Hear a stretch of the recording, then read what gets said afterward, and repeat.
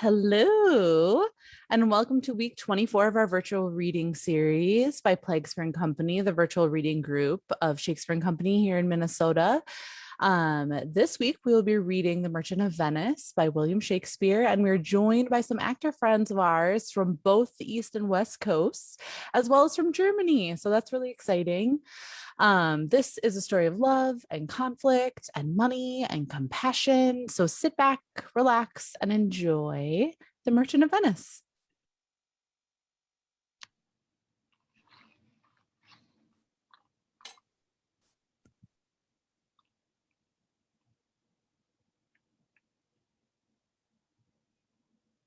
In sooth, I know not why I am so sad. It wearies me, you say it wearies you.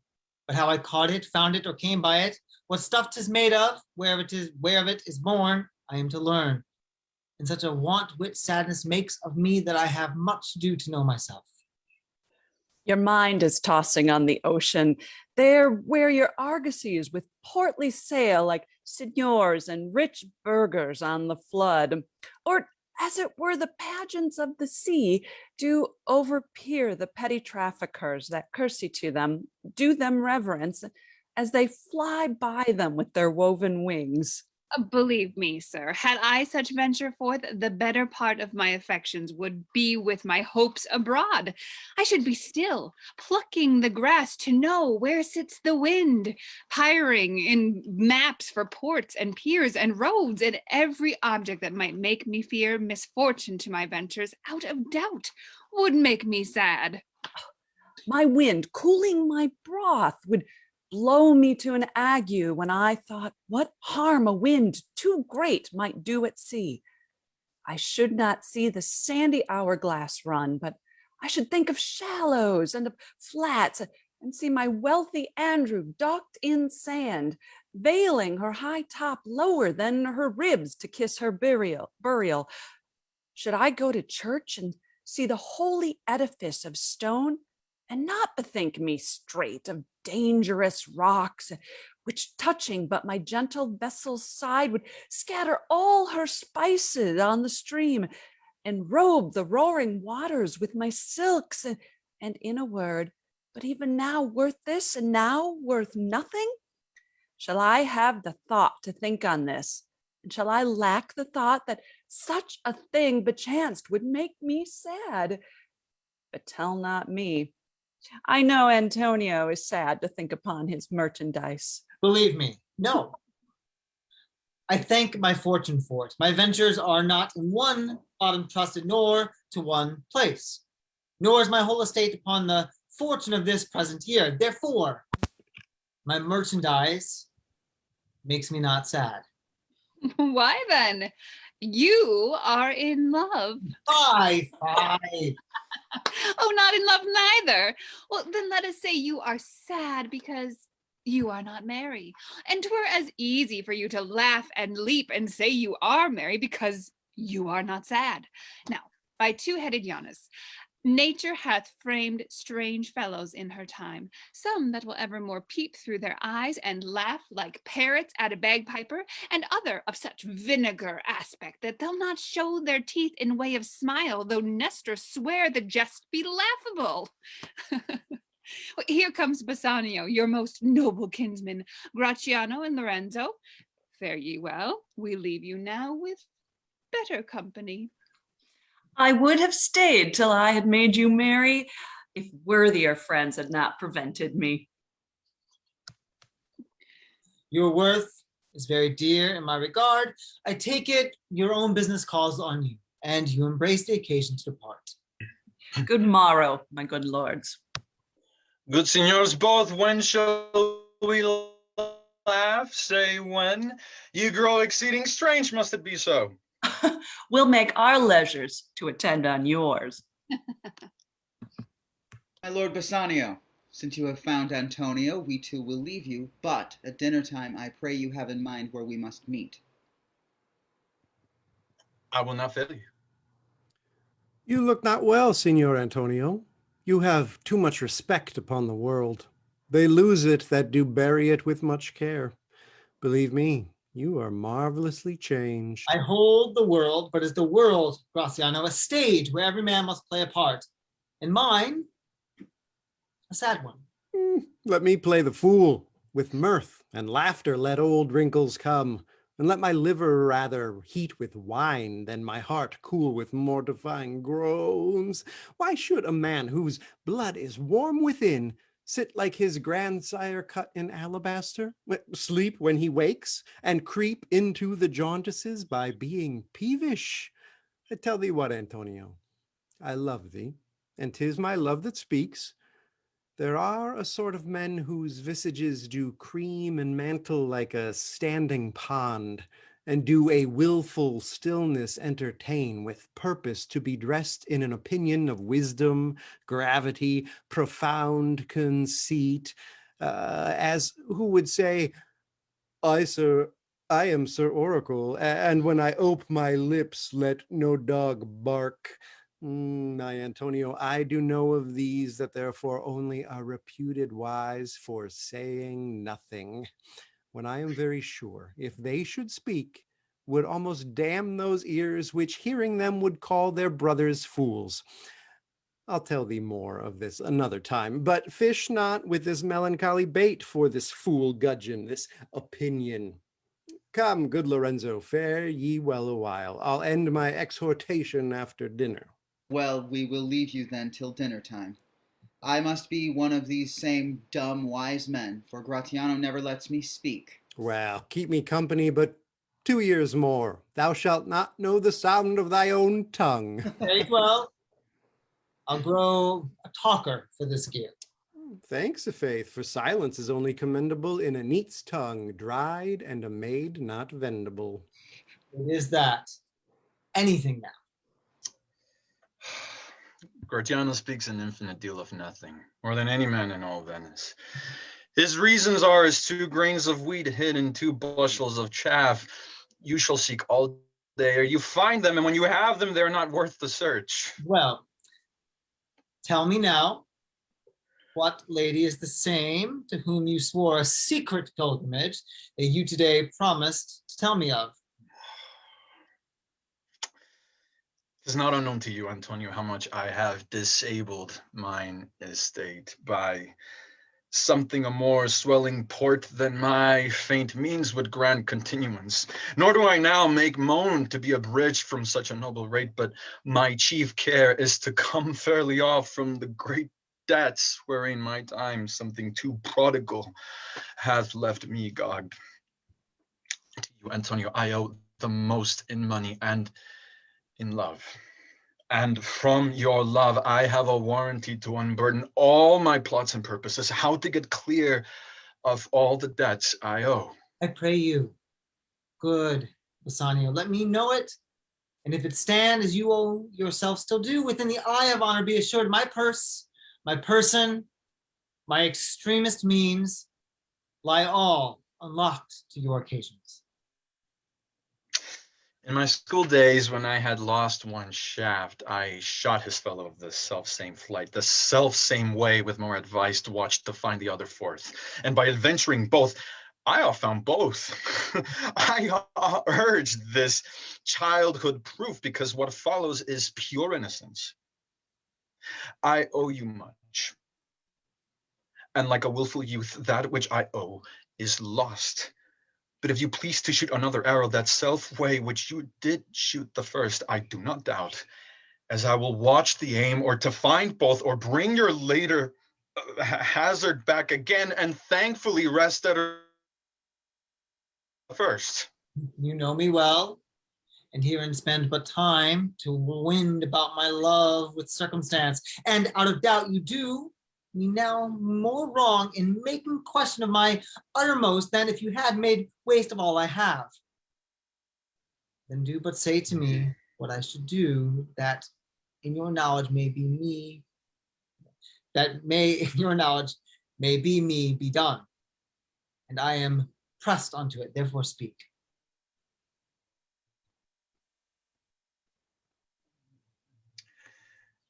In Belmont is a lady, richly left, and she is fair, and fair than that word of wondrous virtue. Sometimes from her eyes I did receive fair speechless messages. Her name is Portia. Nothing undervalued to Cato's daughter Brutus, Portia, nor is the wide world ignorant of her worth, for the four winds blow in from every coast renowned suitors, and her sunny locks hang on her temples like a golden fleece, which makes her seat of Belmont Gulches strond, and many Jasons come in quest of her. Oh, my Antonio, had I but the means to hold a rival place with one of them, I have a mind presages me such thrift that I should questionless be fortunate. Thou knowest that all my fortunes are at sea. Neither have I money nor commodity to raise a present sum. Therefore, go forth, try what my credit can in Venice do. Racked even to the uttermost to furnish thee to Belmont, to fair Portia. Go presently, inquire, and so will I, where money is, and I no question make to have it of my trust or for my sake.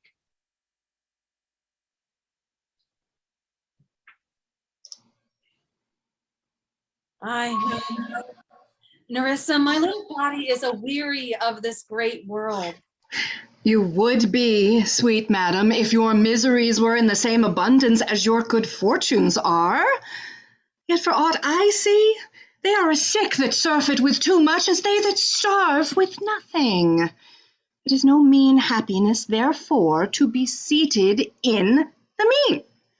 Superfluity comes sooner by white hairs, but competency lives longer. Good sentences. Well pronounced.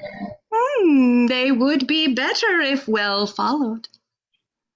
If to do right as to know what were good to do, chapels have been churches, and poor men's cottages, princes' palaces.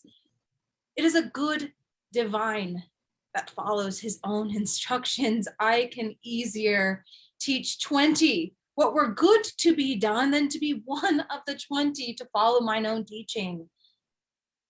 Brain may devise laws for the blood, but a hot temper leaps o'er a cold decree. Such a hair is madness, the youth, to skip o'er the meshes of good counsel, the cripple. But this reasoning is not in the fashion to choose me a husband. Only the word choose. I may neither choose who I would nor refuse who I dislike. So is the will of a living daughter curbed by the will of a dead father. Is it not hard, Nerissa, that I cannot choose one nor refuse none? Your father was ever virtuous, and holy men at their death have good inspirations. Therefore the lottery that he hath devised in these 3 chests of gold, silver, and lead, whereof who chooses his meaning chooses you, will no doubt never be chosen by any rightly, but one who you shall rightly love.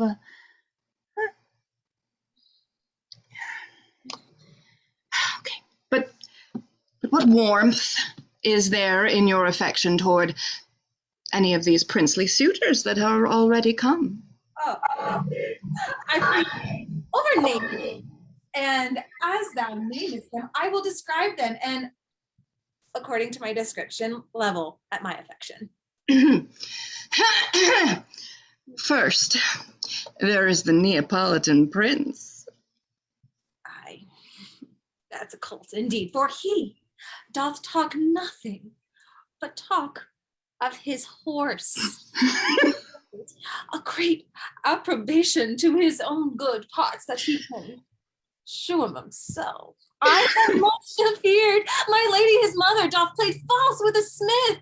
Oh, then there's the County Palatine.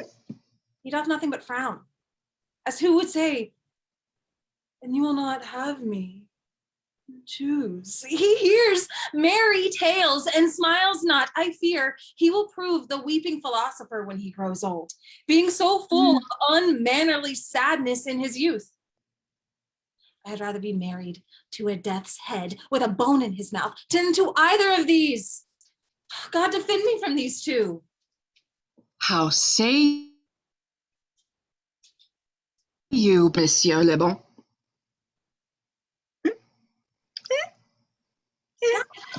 Made him and therefore let him pass for a man. In truth, I know it is a sin to be a mocker, but he hath a horse better than the Neapolitans, a better bad habit of frowning than the Count Palatine. He is every man in no man. If a throstle sink, straight papering, he will fence with his own shadow. If I should marry him, I should marry 20 husbands. If he would despise me, I would forgive him. For if he love me to madness, I shall never requite him. Oh, what say you then to Falconbridge, the young Baron of England? No, I say nothing to him, for he understands not me, nor I him. He hath neither Latin, French, nor Italian, and you will come into the court and swear that I have a poor pennyworth in the English. He is proper man's picture, but alas, who can converse with a dumb show? How oddly he is suited. I think he bought his doublet in Italy, his round hose in France, his bonnet in Germany, and his behavior everywhere. What think you of the Scottish lord, his neighbor? But he hath a neighborly charity in him, for he borrowed a box of the ear of the Englishman and swore he would pay him again when he was able. I think the Frenchman became a surety and sealed under for another. How like you the young German, the Duke of Saxony's nephew? Very vilely in the morning when he is sober, and most vilely in the afternoon when he is drunk. When he is best, he is a little worse than a man, and when he is worse, he is a little better than a beast. And the worst fall that ever fell, I hope I shall make shift to go without him. If he should offer to choose and choose the right casket, you should refuse to perform your father's will if you should refuse to accept him. Therefore, for fear of the worst, I pray thee set a deep glass of Rhenish wine on the contrary casket, for if the devil be within and that temptation without, I know he will choose it. I will do anything, Nerissa, ere I will be married to a sponge. You need not fear, lady, the having of any of these lords. They have acquainted me with their determinations, which is, indeed, to return to their home and to trouble you with no more suit, unless you may be won by some other than your father's imposition, depending upon the caskets. If I live to be as old as Sibylla, I will die as chaste as Diana, unless I be obtained by the manner of my father's will.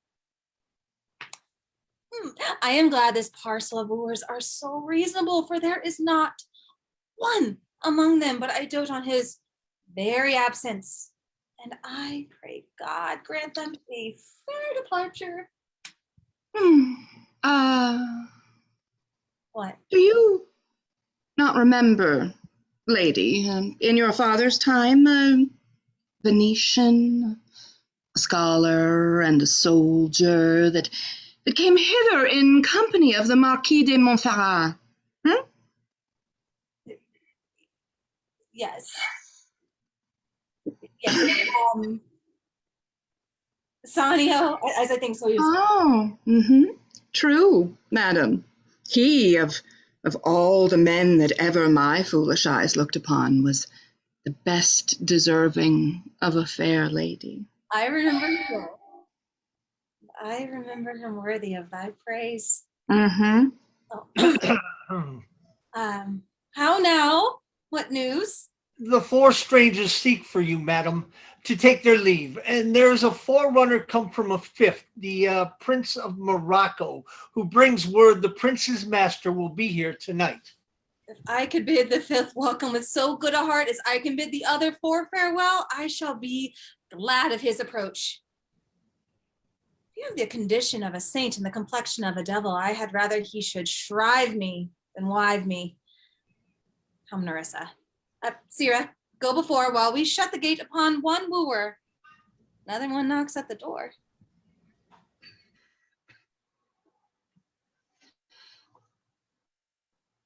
$3,000 ducats. Well. Aye, sir. For 3 months. For 3 months. Well, For the which, as I told you, Antonio shall be bound. Antonio shall become bound. Well, May you step me? Will you pleasure me? Shall I know your end? 3,000 ducats for 3 months and Antonio bound. Your answer to that? Antonio was a good man. Have you heard any imputation to the contrary? Oh, no. My meaning in saying he is a good man is to have you understand me that he is sufficient. Yet his means are in supposition. He hath an argosy bound to Tripolis, another to the Indies. I understand, moreover, upon the Rialto. He hath a third at Mexico, a fourth at England, and other ventures he hath squandered abroad. But ships are but boards, sailors but men. There be land rats and water rats, land thieves and water thieves. I mean, pirates. And then there is the peril of waters, winds, and rocks. The man is notwithstanding sufficient. 3,000 ducats. I think I may take this bond. Be assured you may. I will be assured I may, and that I may be assured I will bethink me. May I speak with Antonio? If it please you to dine with us. Yes, to smell pork, to eat of the habitation which your prophet, the Nazarite, conjured the devil into. I will buy with you, sell with you, talk with you, walk with you, and so follow. But I will not eat with you, drink with you, nor pray with you. What news on the Rialto? Who is he comes here? This is Senor Antonio. How like a fawning publican he looks. I hate him for he is Christian, but more for that in low simplicity he lends out money gratis and brings down the rate of usance here with us in Venice. If I can catch him at once upon the hip, I will feed fat the ancient grudge I bear him. He hates our sacred nation, and he rails even there where merchants most do congregate on me, my bargains, and my well-won thrift, which he calls interest.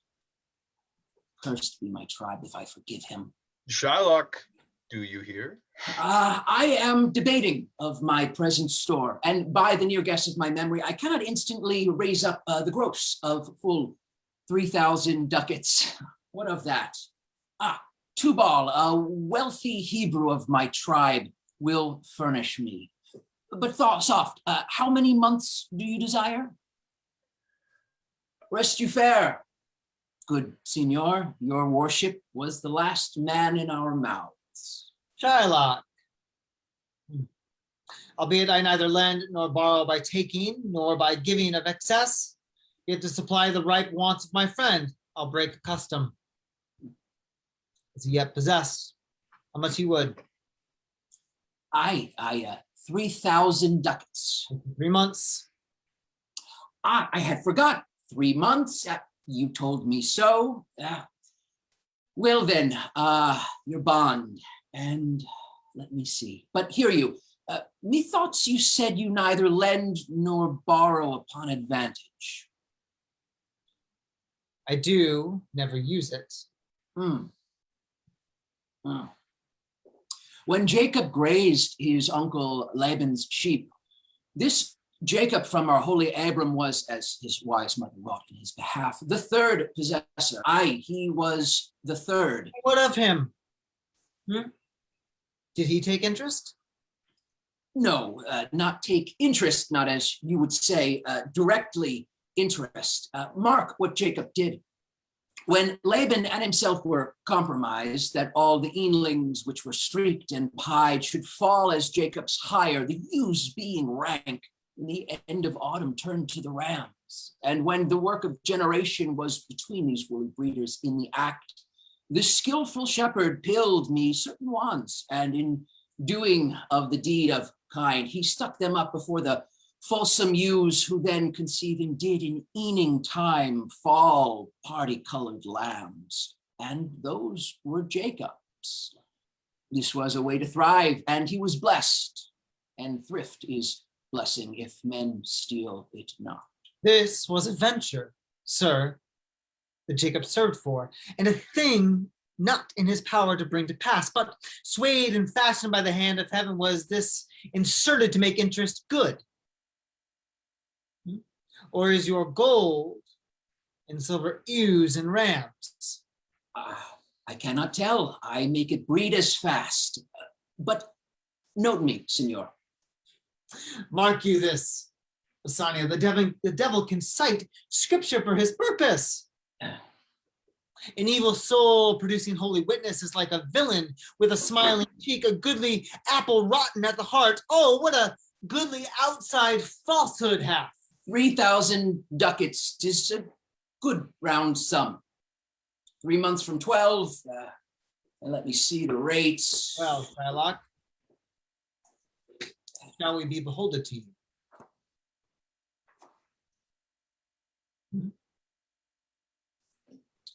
Signor Antonio,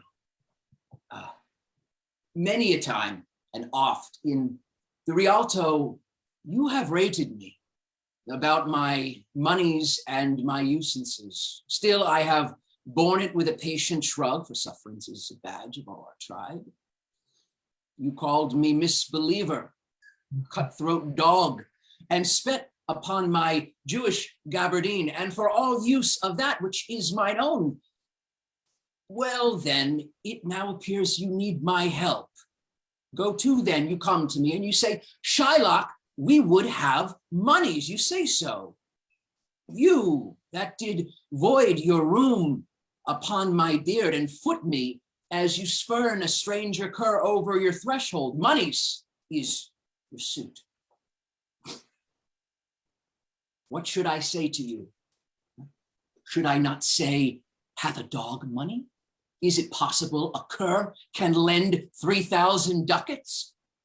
Or shall I bend low and in a bondsman's key with bated breath and whispering humbleness say this? Fair sir, you spat on me Wednesday last. You spurned me such a day. Another time you called me dog.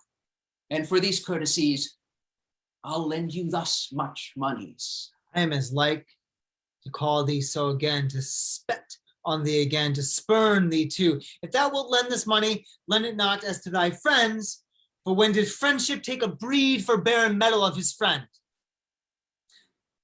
But lend it rather to thine enemy, who if he break, thou mayest with better face exact the penalty. Why, look how you storm. I would be friends with you and have your love. Forget the shames that you have stained me with. Supply your present wants and take no doit of usance for my monies, and you'll not hear me. This is kind, I offer. This were kindness. This kindness will I show. Go with me to a notary. Seal me there. Your single bond, and in a merry sport, if you repay me, not on such a day, in such a place, such sums or sums as are expressed in the condition, let the forfeit be nominated for an equal pound of your fair flesh, to be cut off and taken what part of your body pleaseth me. Content. In faith, I'll steal to such a bond and say there is much kindness in the Jew. You shall not seal such a bond from me. I'll rather dwell in my necessity. I fear not, man. I will not forfeit it. Within these 2 months, that's a month before this bond expires, I do expect a return of thrice 3 times the value of this bond. Oh, Father Abram, what these Christians are, whose own hard dealings teaching them suspect the thoughts of others. Pray, you tell me this. If he should break his day, what should I gain by the exaction of the forfeiture? A pound of man's flesh taken from a man is not so estimable, profitable neither, as flesh of muttons, beefs, or goats, I say. To buy his favor I extend this friendship. If he will take it, so. If not, adieu. And for my love, I pray you wrong me not. Yes, Shylock. I will seal unto his bond. Then meet me forthwith at the notary's. Give him direction for this merry bond, and I will go and purse the ducats straight. See to my house, left in the fearful guard of an unthrifty knave, and presently I'll be with you. Hi, the gentle Jew, the Hebrew will turn Christian, he grows kind. I like not fair terms in a villain's mind. Come on. In this, there can be no dismay. Our ships come home a month before the day.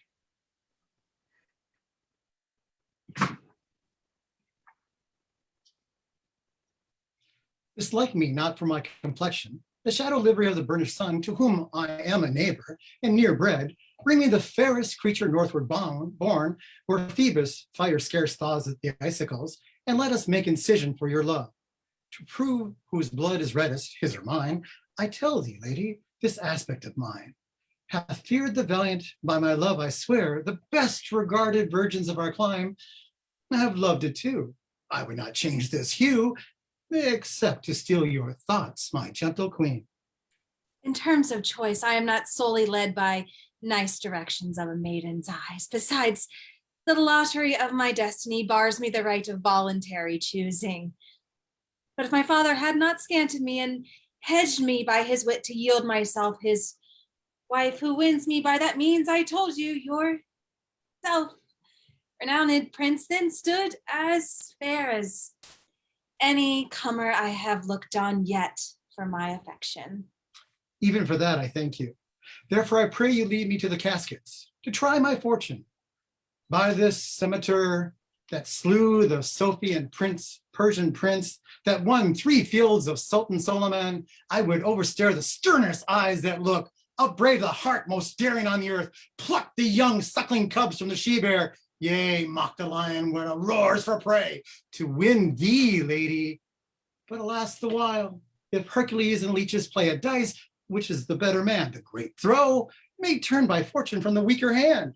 So is Alcides beaten by his rage, and so may I, blind fortune leading me, miss that which one unworthier may attain, and die with grieving. You must take your chance, and either not attempt to choose at all, or swear before you choose, if you choose wrong, never to speak to a lady afterwards in way of marriage. Therefore, be advised. Nor will not.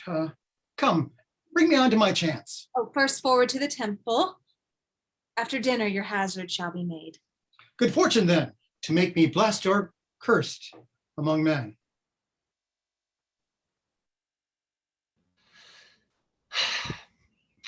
Certainly my conscience will serve me to run from this Jew, my master. The fiend is at my elbow and tempts me, saying to me, Gobbo, Lancelot Gobbo, good Lancelot, or good Gobbo, or good Lancelot Gobbo. Use your legs. Take the start. Run away. Oh, my conscience says, no. Take heed, honest Lancelot. Take heed, honest Gobbo, or as aforesaid, honest Lancelot Gobbo. Do not run. Scorn running with thy heels. Well, the most courageous fiend bids me pack.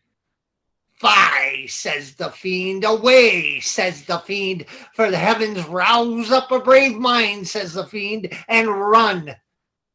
Well, my conscience hanging about the neck of my heart says very wisely to me, my honest friend Lancelot, being an honest man's son, or rather an honest woman's son, for indeed my father did something smack, something grow too. He has a kind of taste. Well, my conscience says, Lancelot, bouge not. Bouge, says the fiend. Bouge not, says my conscience. Conscience, say I, you counsel well.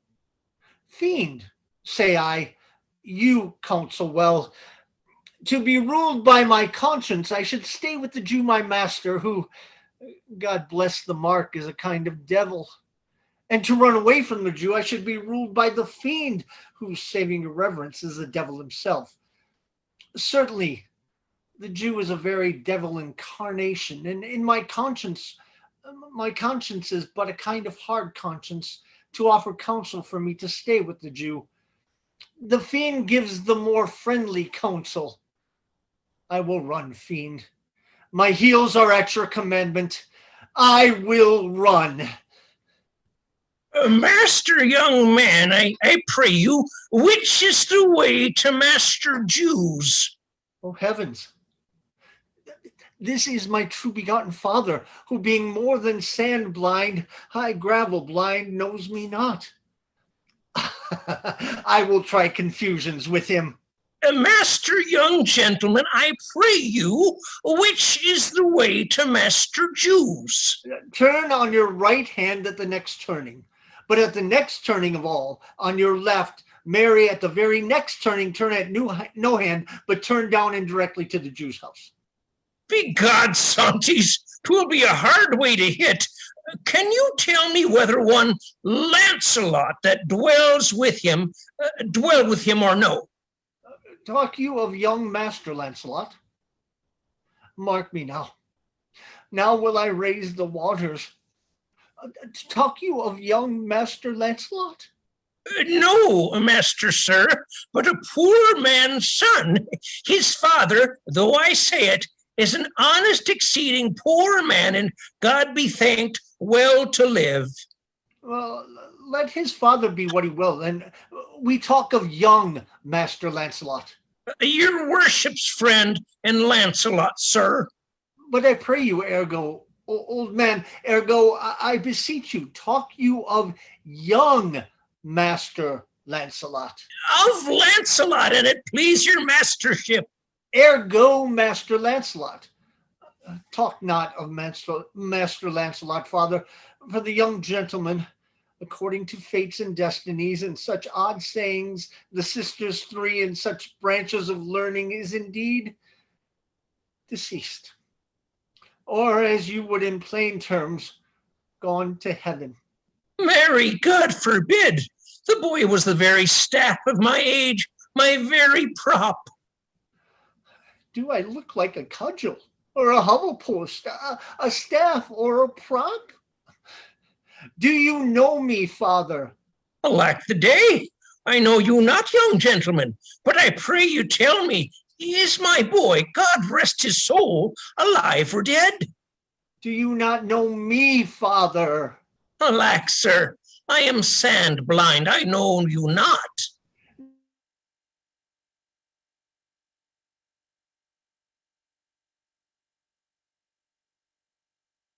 Are you there? Did you go away? Sir? Truth will come to light. Murder cannot be hid long. A man's son may, but in the end, truth will out. Well, pray you, sir, stand up. I am sure you are not Lancelot, my boy. Pray you, let's have no more fooling about. But give me your blessing. I am Lancelot, your boy that was, your son that is, and your child that shall be. I cannot think you are my son. I know not what I shall think of that, but I am Lancelot, the Jew's man, and I am sure Marjorie, your wife, is my mother. Her name is Marjorie indeed. I'll be sworn, if thou be Lancelot, thou art mine own flesh and blood. Lord worshipped might he be, what a beard hast thou got. Thou hast got more hair on thy chin than Dobbin my fill horse has on his tail. Oh, it should seem then that Dobbin's tail grow backward. I am sure he had more hair of his tail than I have of my face when I last saw him. Lord, how art thou changed? How dost thou and thy master agree? I have brought him a present. How agree you now? Well, but for mine own part, as I have set up my rest to run away, so I will not rest till I have run some ground. My master's a very Jew. Give him a present, give him a halter. I am famished in his service. You may tell every finger I have with my ribs. Father, I am glad you are come. Give your present to one Master Bassanio, who indeed gives rare new liveries. If I serve not him, I will run as far as God has any ground. Oh, rare fortune, here comes the man. To him, Father, for I am a Jew if I serve the Jew any longer. You may do so, but let it be so hasted that supper be ready at the farthest by 5 of the clock. See these letters delivered, put deliveries to making, and desire Gratiano to come on to my lodging. To him, Father. God bless your worship. Gramercy, wouldst thou aught with me?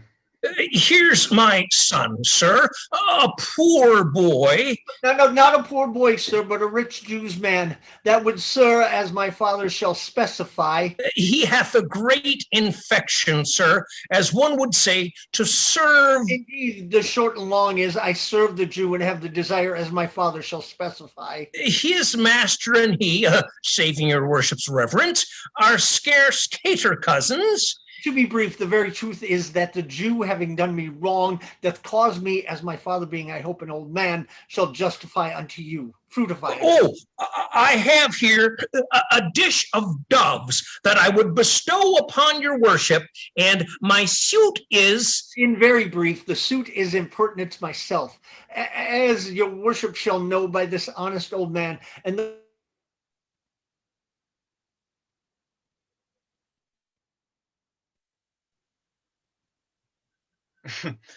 One speak for both. What will you? Well, this is the very defect of the matter, sir. I know thee well, thou hast obtained thy suit. Shylock, thy master, spoke with me this day, and hath preferred thee, if it be preferment to leave a rich Jew's service, to become the follower of so poor a gentleman. The old proverb is very well parted between my master Shylock and you, sir. You have the grace of God, sir, and he hath enough. Oh, thou speakst it well. Go, father, with thy son. Take leave of thy old master and inquire my lodging out. Give him a livery more guarded than his fellows. See it done. Father Ed, I cannot get a service. No, I have ne'er a tongue in my head well. If any man in Italy have a fair table which doth offer to swear upon book, I shall have good fortune. Go to. Here's a simple line of life. Here's a small trifle of wives. The last 15 wives is nothing. 11 widows and 9 maids is a simple coming in for one man. And then to escape drowning thrice, and to be in peril of my life with the edge of a feather bed, here are simple escapes. Well, if fortune be a woman, she's a good wench for this gear. Father, come. I'll take my leave of the Jew in the twinkling. I pray thee, goodly, think on this. These things being bought and orderly bestowed, return in haste, for I do. I know, I'm trying to be. My best esteemed acquaintance, hie thee go. My best endeavors shall be done herein. Where's your master? Yonder, sir, he walks. Signor Bassanio. Gratiano. I have suit to you. Oh, you have obtained it. You must not deny me. I must go with you to Belmont. Why, when you must. But hear thee, Gratiano, thou art too wild, too rude, am bold of voice, part that becomes thee happily enough, and in such eyes as ours appears not false, but where thou art not known, why, there they show something too liberal. Pray thee, take pain to allay with some cold drops of modesty thy skipping spirit, lest through thy wild behavior I be misconstrued in the place I go to and lose my hopes. Signor Bassanio, hear me.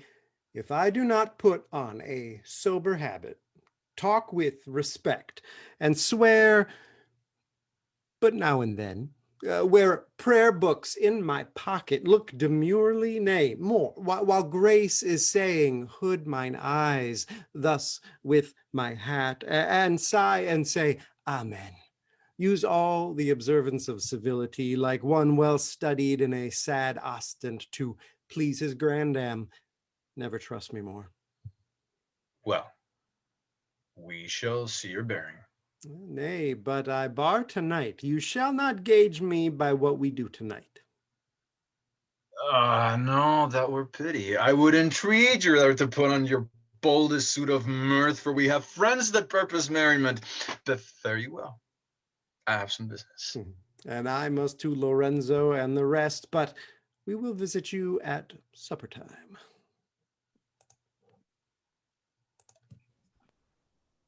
I am sorry thou wilt leave my father so. Our house is hell, and thou, merry devil, didst rob it of some taste of tediousness. But fare thee well. Here is a ducat for thee. And, Lancelot, soon at supper shalt thou see Lorenzo, who is thy new master's guest. Give him this letter. Do it secretly. And so farewell. I would not have my father see me and talk with thee. Adieu. Tears exhibit my tongue. Most beautiful pagan, most sweet Jew. If a Christian do not play the knave and get thee, I am much deceived. But adieu. These foolish drops do something drown my manly spirit. Adieu. Farewell, good Lancelot. Alack, what heinous sin is it in me to be ashamed to be my father's child? But though I am a daughter to his blood, I am not to his manners. Oh, Lorenzo, if thou keep promise, I shall end this strife, become a Christian, and thy loving wife.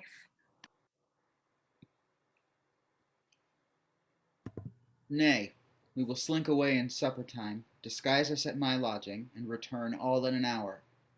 We have not made good preparation. We have not spoke us yet of torch-bearers. It's vile, unless it may be quaintly ordered, and better in my mind not undertook. 'Tis now but 4 o'clock. We have 2 hours to furnish us. Oh. Friend Lancelot, what's the news? And it shall please you to break up this. It shall seem to signify. I know the hand. In faith, 'tis a fair hand, and whiter than the paper is writ on is the fair hand that writ. Love news, in faith. By your leave, sir? Whither goest thou? Marry, sir, to bid my old master the Jew to sup tonight with my new master the Christian. Hold, here. Take this. Tell gentle Jessica I will not fail her. Speak it privately.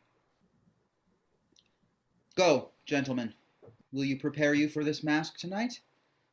I am provided of a torch-bearer. Aye, Mary, I'll be gone about it straight. So will I. Meet me in Gratiano at Gratiano's lodging some hour hence. 'Tis good we do so.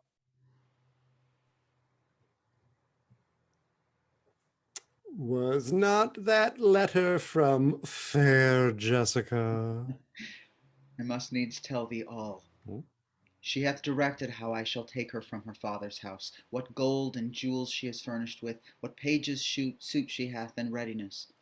If ere the Jew her father come to heaven, it will be for his gentle daughter's sake, and never dare misfortune cross her foot, unless she do it under this excuse, that she is issue to a faithless Jew. Come, go with me. Peruse this as thou goest. Fair Jessica shall be my torch-bearer.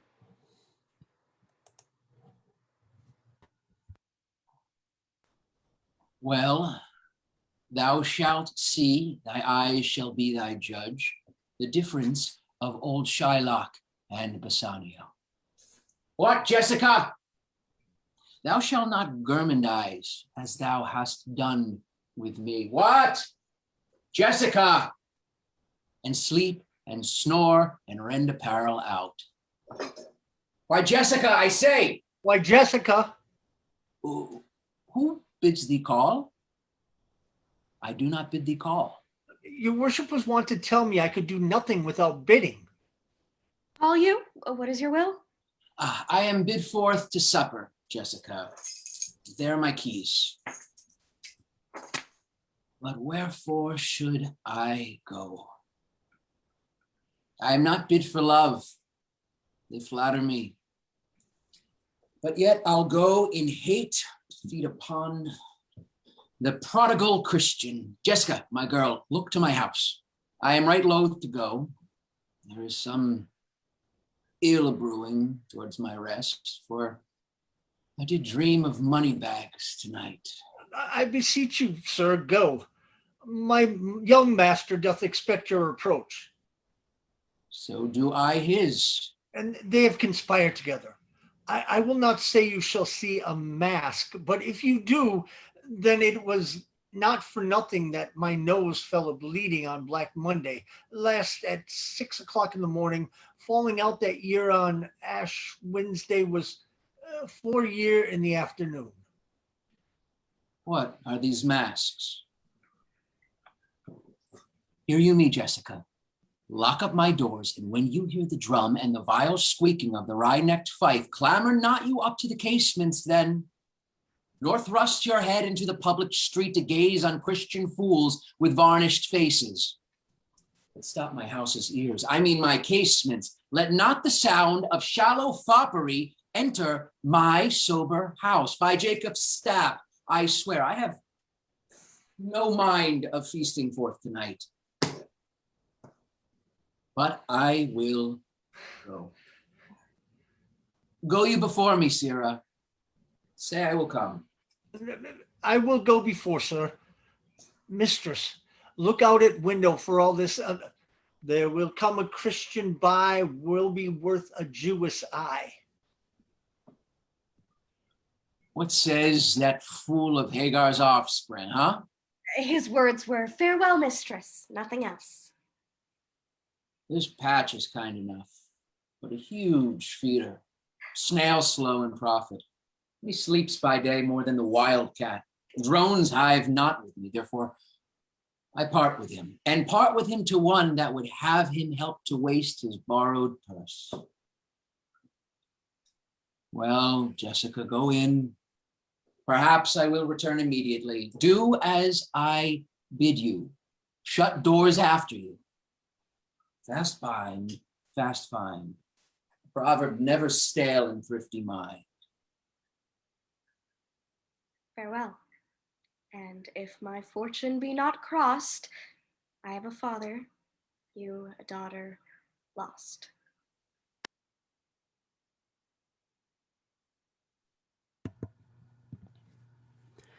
This is the penthouse under which Lorenzo desired us to make stand. His hour is almost past.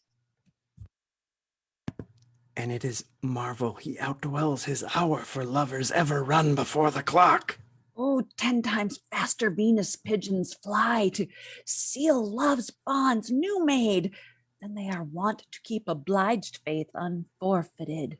That ever holds, who riseth from a feast with that keen appetite that he sits down? Where is the horse that doth untread again his tedious measures with the unbaited fire that he did pace them first? All things that are with more spirit chased than enjoyed. How like a younger or a prodigal the scarfed bark puts from her native bay, hugged and embraced by the strumpet wind. How like the prodigal doth she return, with overweathered ribs and ragged sails, lean, rent, and beggared by the strumpet wind. Oh, here comes Lorenzo. More of this hereafter. Sweet friend, your patience for my long abode.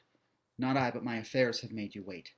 When you shall please to play the thieves for wives, I'll watch as long as for you then. Approach.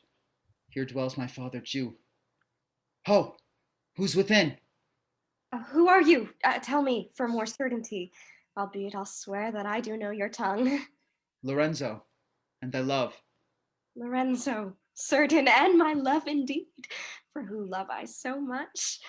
And now, who knows but you, Lorenzo, whether I am yours? Heaven and thy thoughts are witness that thou art. Here, catch this casket. It is worth the pains. I am glad 'tis night you do not look on me, for I am much ashamed of my exchange. But love is blind, and lovers cannot see the pretty follies that themselves commit. For if they could, Cupid himself would blush to see me thus transformed to a boy. Descend, for you must be my torchbearer. What? Must I hold a candle to my shames? They in themselves, good sooth, are too light. Why, 'tis an office of discovery, love, and I should be obscured. So are you, sweet, even in the lovely garnish of a boy. But come at once, for the close night doth play the runaway, and we are stayed for at Bassanio's feast. I will make fast the doors and gild myself with some more ducats, and be with you straight. Now by my hood, a gentle and no Jew. Beshrew me, but I love her heartily, for she is wise, if I can judge her, and fair she is, if that mine eyes be true. And true she is, if she have proved herself, and therefore, like herself, wise, fair, and true, shall she be placed in my constant soul. What? Art thou come? On, gentlemen, away. Our masking mates by this time for us stay. Who's there? Signor Antonio. Fie, Gratiano.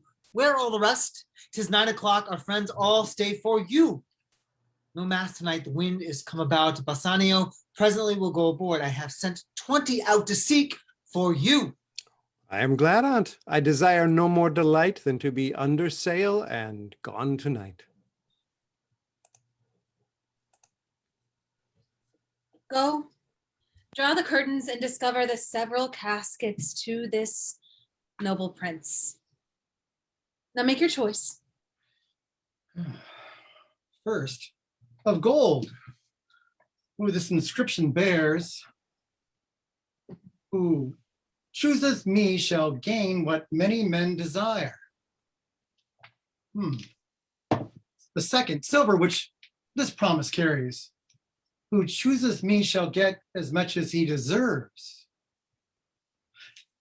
This third, dull lead with warning all is blunt, who chooseth me must give and hazard all he hath. How shall I know if I do choose the right? The one of them contains my picture, Prince. If you choose that, then I am yours withal.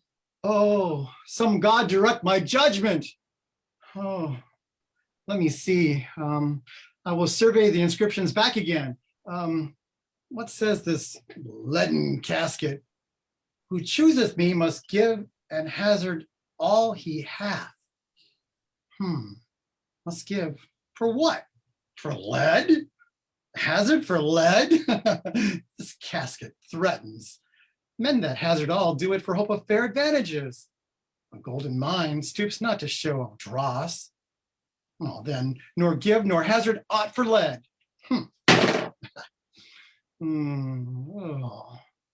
What says the silver with her virgin hue? Who chooseth me shall get as much as he deserves. As much as he deserves. Pause there, Morocco, and weigh thy value with an even hand. If thou best rated by thy estimation, thou dost deserve enough, and yet enough may not extend so far as the lady. And yet to be afeard of my deserving were but a weak disabling of myself, as much as I deserve. Why, that's the lady. I do in birth deserve her, and fortunes, and graces, qualities of breeding. But more than these, in love I do deserve. What if I strayed no farther, but choose here? Well, let's see once more this saying engraved in gold. who chooseth me shall gain what many men desire. Why, that's the lady. All the world desires her. From the four corners of the earth, they come to kiss this shrine, this mortal breathing saint. The Hyrcanian deserts and the vasty wilds of wide Arabia are as his thoroughfares now, for princes to come to view fair Portia. The watery kingdom whose ambitious head spets in the face of heaven is no bar to stop the foreign spirits, but they come to as over brook to seed fair Portia. One of these three contains her heavenly picture. Isn't like the lead container? Twere damnation. To think so base a thought, it were too gross. To rip her cerecloth in the obscured grave, or shall I think in silver, she's immured, being 10 times undervalued to try gold? Oh, sinful thought, never so rich a gem was set in worse than gold. They have in England a coin that bears the figure of an angel, stamped in gold, but that's sculptured upon. But here in Asia, in a golden bed, lies all within. Deliver me the key. Here do I choose, and thrive as I may. There. Take it, Prince.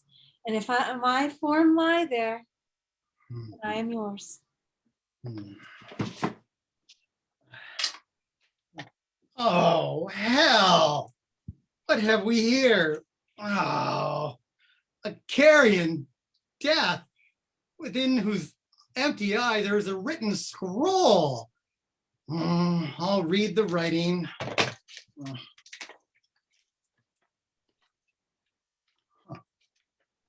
All that glistens is not gold. Often you have heard that told. Many a man his life hath sold, but my outside to behold, gilded tombs do worms enfold? Had you been as wise as bold, young in limbs and judgment old, your answer had not been inscrolled.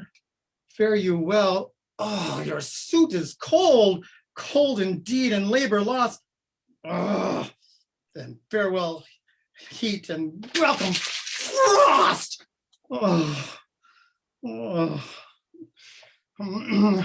Portia, adieu.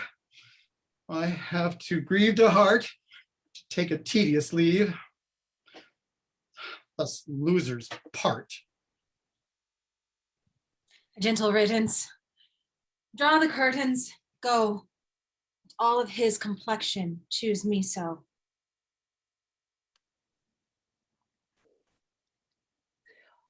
Why, man, I saw Bassanio under sail. With him is Gratiano gone along, and in their ship I am sure Lorenzo is not. The villain Jew with outcries raised the Duke, who went with him to search Bassanio's ship. He came too late. The ship was under sail. But there the Duke was given to understand that in a gondola were seen together Lorenzo and his amorous Jessica. Besides, Antonio certified the Duke they were not with Bassanio in his ship. I never heard a passion so confused, so strange, outrageous, and so variable as the dog Jew did utter in the streets. My daughter, oh, my ducats, oh, my daughter. Fled with the Christian, oh, my Christian ducats, justice, the law, my ducats, and my daughter. A sealed bag, 2 sealed bags of ducats, of double ducats, stolen from me by my daughter, and jewels, 2 stones, 2 rich and precious stones, stolen by my daughter. Justice, find the girl, she hath the stones upon her, and the ducats. Why, all the boys in Venice follow him, crying, his stones, his daughter, and his ducats. Let good Antonio look he keep his day, or he shall pay for this. Mary, well remembered. I reasoned with a Frenchman yesterday, who told me in the narrow seas that part the French and English, there miscarried a vessel of our country richly fraught. I thought upon Antonio when he told me, and wished in silence that it were not his. You were best to tell Antonio what you hear, yet do not suddenly, for it may grieve him. A kinder gentleman treads not the earth. I saw Bassanio and Antonio part. Bassanio told him he would make some speed of his return. He answered, "Do not so. Slubber not business for my sake, Bassanio, but stay the very ripping of the time. And for the Jew's bond which he hath of me, let it not enter in your mind of love. Be merry and employ your chiefest thoughts to courtship, and such fair ostents of love as shall conveniently become you there." And even then, with his eyes being big with tears, turning his face, he put his hand behind him, and with affection wondrous sensible, he wrung Bassanio's hand, and so they parted. I think he only loves the world for him. I pray thee, let us go and find him out, and quicken his embraced heaviness with some delight or other. Do we so? Quick, quick, I pray thee, draw the curtain straight. The Prince of Arragon hath ta'en his oath and comes to his election presently.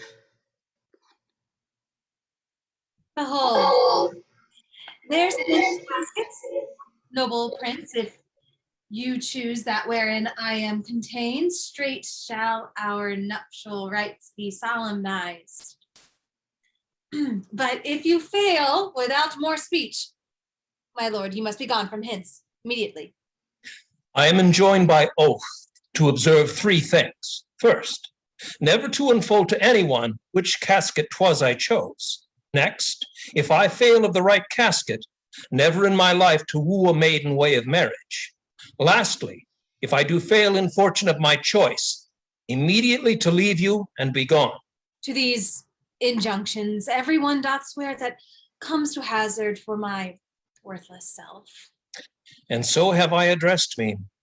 Fortune now to my heart's hope. Gold, silver, and base lead. Who chooseth me must give and hazard all he hath. You shall look fair ere I give or hazard. What says the golden chest? Let me see. Who chooseth me shall gain what many men desire. What many men desire. That many may be meant by the fool multitude that choose by show, not learning more than the fond eye doth teach, which pries not to the interior, but like the martlet builds in the weather on the outward wall, even in the force and road of casualty. I will not choose what many men desire, because I will not jump with common spirits and rank me with the barbarous multitudes. Why then to thee, thou silver treasure house, tell me once more what title thou dost bear. Who chooseth me shall get as much as he deserves. And well said too, for who shall go about to cousin fortune and be honorable without the stamp of merit? Let none presume to wear an undeserved dignity. Oh, that estates, degrees, and offices were not derived corruptly, and that clear honor were purchased by the merit of the wearer. How many then should cover that stand bare? How many be commanded that command? How much low peasantry would then be gleaned from the true seed of honor? And how much honor picked from the chaff and ruin of the times to be new varnished? Well, but to my choice. Who chooseth me shall get as much as he deserves. I will assume desert. Give me a key for this and instantly unlock my fortunes here. Too long a pause for what you find there. What's here? The portrait of a blinking idiot presenting me with a schedule? I will read it. How much unlike art thou to Portia? How much unlike my hopes and my deservings? Who chooseth me shall have as much as he deserves? Did I deserve no more than a fool's head? Is that my prize? Are my deserts no better? To offend and judge are distinct offices and of opposed natures. What is here?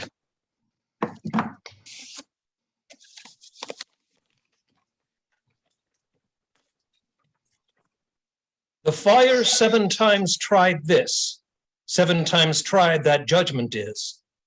That did never choose amiss. Some there be that shadows kiss, such have but a shadow's bliss. There be fools alive, I wis, silvered ore, and so was this. Take what wife you will to bed, I will ever be your head. So be gone. Who are sped? Still more fool I shall appear by the time I linger here. With one fool's head I came to woo, but I go away with 2. Sweet, adieu. I'll keep my oath, patiently to bear my wrath.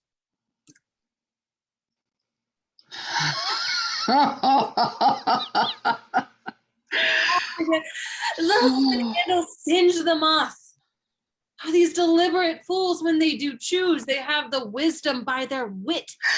Oh, the ancient saying is no heresy. Hanging and wiving goes by destiny. Draw the curtain, Nerissa.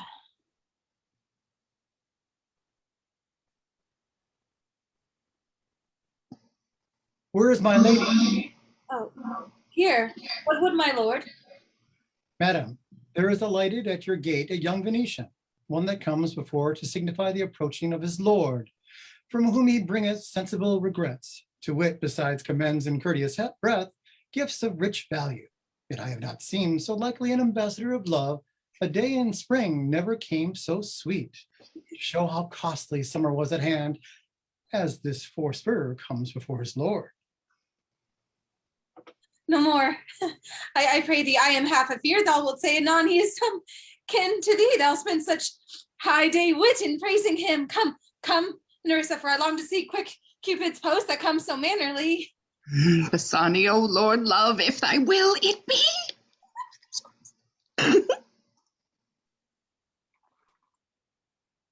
Now, what news on the Rialto? Why, yet it lives there unchecked, that Antonio hath a ship of rich lading wracked on the narrow seas. The Goodwins, I think they call the place, a very dangerous, flat and fatal, where the carcasses of many a tall ship lie buried, as they say, if my gossip report be an honest woman of her word. I would she were as lying a gossip in that as ever napped ginger or made her neighbors believe she wept for the death of a 3rd husband. But it is true, without any slips of prolixity or crossing the plain highway of talk, that the good Antonio, the honest Antonio, that I had a title good enough to keep his name company. Come, the full stop. Huh? What sayest thou? Why, the end is he had lost a ship. I would it might prove the end of his losses. Let me say amen betimes, lest the devil cross my prayer, for here he comes in the likeness of a Jew. How now, Shylock? What news among the merchants? You knew none so well as you, of my daughter's flight. That's certain. I, for my part, knew the tailor that made the wings she flew withal. And Shylock, for his own part, knew the bird was fledge, and then it is the complexion of them all to leave the dam. She is damned for it. Oh, that's certain, if the devil may be her judge. My own flesh and blood to rebel. Out upon it, old carrion, rebels it at these years? I say my daughter is my flesh and my blood. There is no more difference between thy flesh and hers than between jet and ivory. More between your bloods than there is between red wine and Rhenish. But tell us, do you hear whether Antonio hath had any loss at sea or no? There I have another bad match. A bankrout, a prodigal who dare scarce show his head on the Rialto, a beggar that was used to come so smug upon the mart. Let him look to his bond. He was wont to call me usurer. Let him look to his bond. He was wont to lend money for a Christian curtsy. Let him look to his bond. Why, I'm sure if he forfeit, thou wilt not take his flesh. What's that good for? to bait fish withal? If it will feed nothing else, it will feed my revenge. He hath disgraced me and hindered me 500,000, laughed at my losses, mocked at my gains, scorned my nation, thwarted my bargains, cooled my friends, heated mine enemies. And what's his reason? I am a Jew. Hath not a Jew eyes? Hath not a Jew hands, organs, dimensions, senses, affections, passions, fed with the same food, hurt with the same weapons, subject to the same diseases, healed by the same means, warmed and cooled by the same winter and summer as a Christian is? If you prick us, do we not bleed?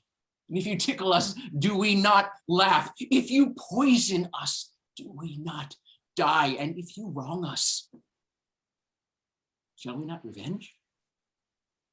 If we are like you and the rest, we will resemble you in that. If a Jew wrong a Christian, what is his humility? Revenge. If a Christian wrong a Jew, what should his sufferance be by Christian example? Why, revenge. The villainy you teach me, I will execute, and it shall go hard, but I will be better at the instruction.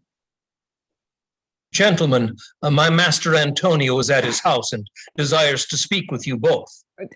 We have been up and down to seek him. Here comes another of the tribe. A third cannot be matched unless the devil himself turn Jew. Oh, how now, Tubal? What news from Genoa? Hast thou found my daughter? I often came where I did hear of her, but cannot find her. Why, there, a diamond gone. Cost me 2,000 ducats in Frankfurt. The curse never fell upon our nation till now. I never felt it till now. 2,000 ducats in that, and other precious jewels. I would my daughter were dead at my foot, and the jewels in her ear. Would she were hearsed at my foot, and the ducats in her coffin.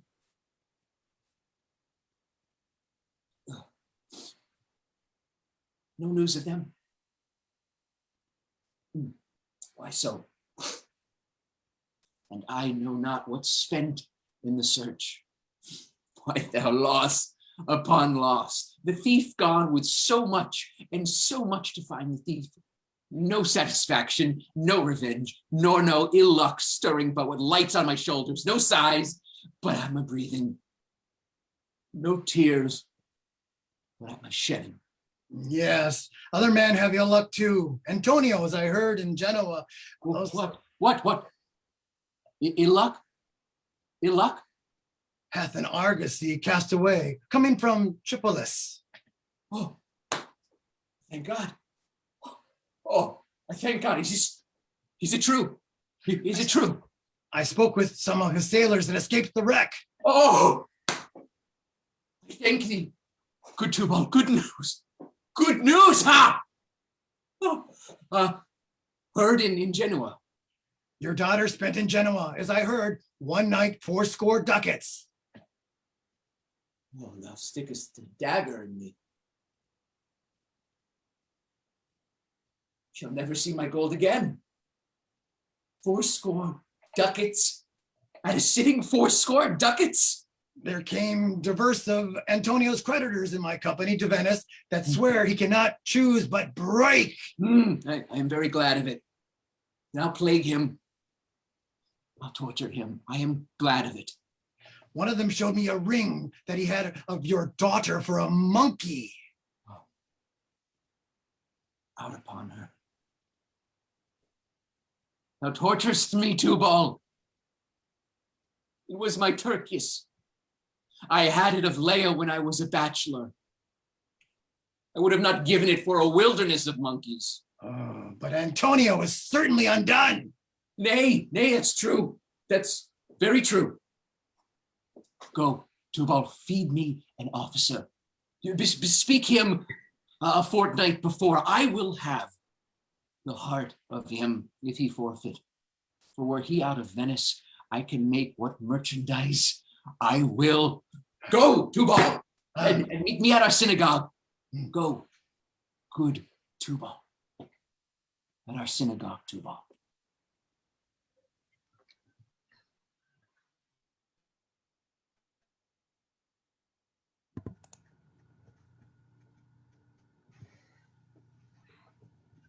I pray you, tarry.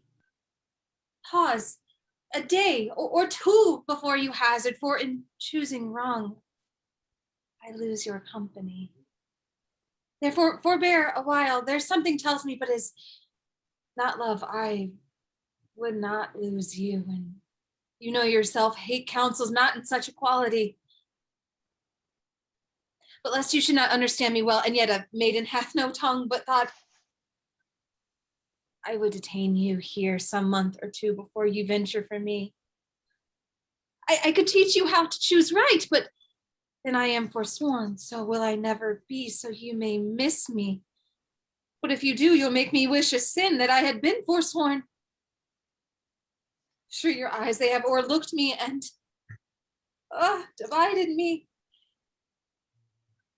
One half of me is yours, the other half yours, mine own, I would say, but if mine, then yours, and so all yours. These naughty times put bars between the owners and their rights. And so though yours, not yours, prove it so. Let fortune go to hell for it, not I speak too long. 'Tis to appease the time, to etch it and to draw it out in length, to stay you from election. Let me choose, for as I am, I live upon the rack. On the rack, Bassanio. Then confess what treason there is mingled with your love. None but that ugly treason of mistrust, which makes me fear the enjoying of my love. There may as well be amity in life tween snow and fire as treason. Aye, but I fear you speak upon the rack where men in force do speak anything. Promise me life, and I'll confess the truth. Then confess and live. Or confess and love had been the very sum of my confession. Oh, happy torment when my torturer doth teach me answers for deliverance. But let me to my fortune and the caskets. Away then. I am locked in one of them. If you do love me, you will find me out. Nerissa and the rest, stand all aloof. Let music sound while he doth make his choice. Then if he lose, he makes a swan-like end, fading in music. That the comparison may stand more proper, my eye shall be the stream and watery deathbed for him. He may win. What is music then? Then music is even as the flourish when true subjects bow to a new crowned monarch. Such it is as are the dulcet sounds in break of day that creep into the dreaming bridegroom's ear and summon him to marriage. Now he goes with no less presence, but with much more love than young Alcides when he did redeem the virgin tribute paid by howling Troy to the sea monster. I stand for sacrifice. The rest aloof are the Dardanian wives with bleared visages come forth to view the issue of the exploit.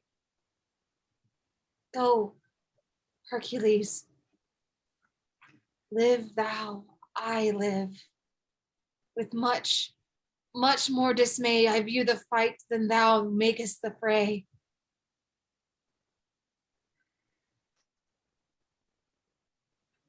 So may the outward shows speak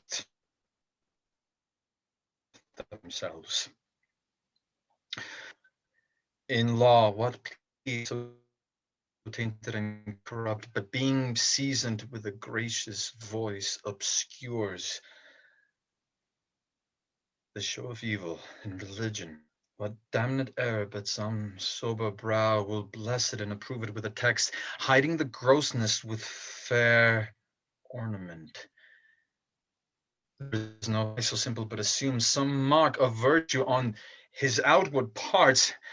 How many parts are all as false as stairs of sand, were yet upon their chins the beards of Hercules and frowning moth, who inward searched have livers white as milk, and these assumes but valor's excrement to render them redoubted. Look on beauty, and you shall see 'tis purchased by the weight, which therein works a miracle in nature. Who are those crisp, snaky golden locks which make such wanton gambols with the wind upon supposed fairness, often known to be the dowager? Thus ornament is but the guiled short or most dangerous sea. The beauteous scar veiling an Indian beauty. In a word, the seeming truth which cunning times put on to wisest. Therefore, then, thou gaudy gold, hard food for Midas, I will of thee. Nor none of thee, thou pale drudge between man and man. But thou meager lead, which rather threatens than does promise aught. Thy paleness moves me more than eloquence. And here choose I.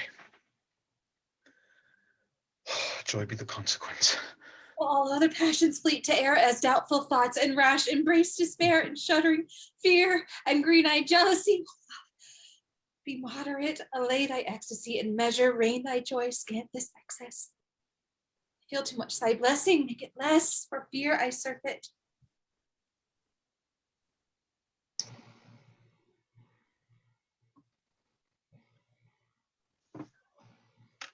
What find I here? That Portia's counterfeit. Oh, what demigod hath come so near creation? Move these eyes, and where the writings of the bowls of mine seem vague in motion. Here are severed lips, parted with sugar breath, so sweet a bar should sunder such sweet friends. They in her hairs the painter placed the spider, and had woven a golden mesh to entrap the hearts of men faster than knots and cobwebs. But her eyes, how could he see to do them? Having made one, methinks he should steal both his and leave itself unfurnished. Oh, yet look how far the substance of my praise doth wrong this shadow in underpraising it. So far this shadow doth limn behind.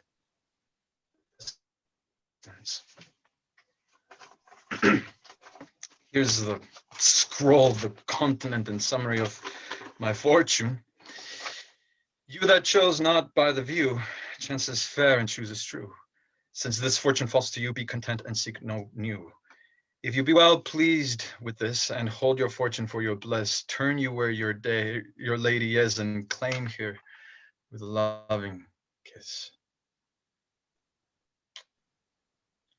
Gentle scroll, fair lady, by your leave, I come by note to give and to receive.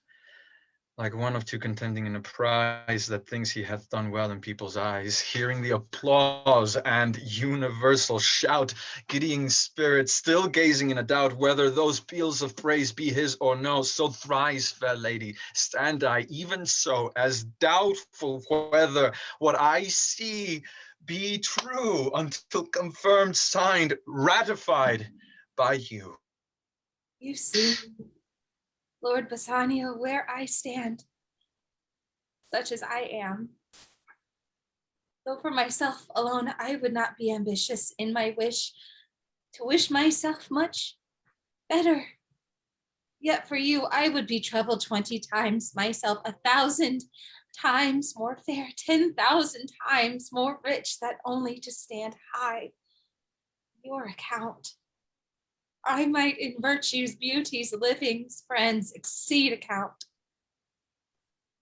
The full sum of me is sum of something, which to term in gross is an unlessoned girl, unschooled, unpracticed. Happy in this, she is not yet so old, but she may learn. Happier than this, she is not bred so dull, but she can learn.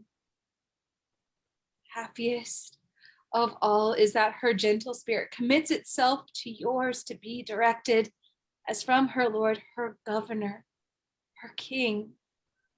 Myself and what is mine to you and yours is now converted. But now I was the lord of this fair mansion, master of my servants, queen, or myself, and even now, but now, this house, these servants, and this same myself are yours, my lords. I give them with this ring, which when you part from, lose or give away, let it presage the ruin of your love and be my vantage to exclaim on you.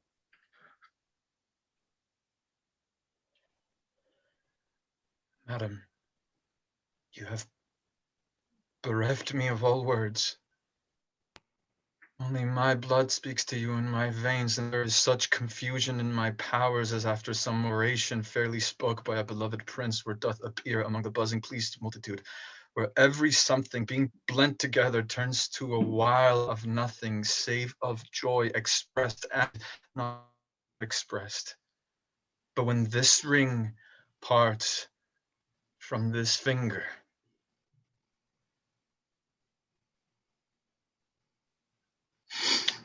oh, then be bold to say, Bassanio fled.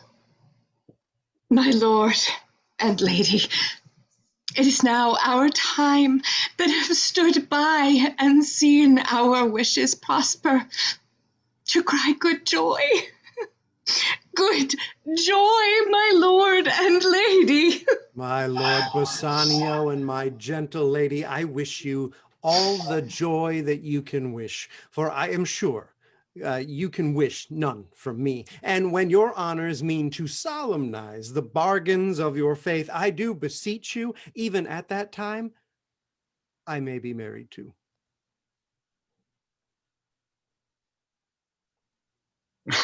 With all my heart. So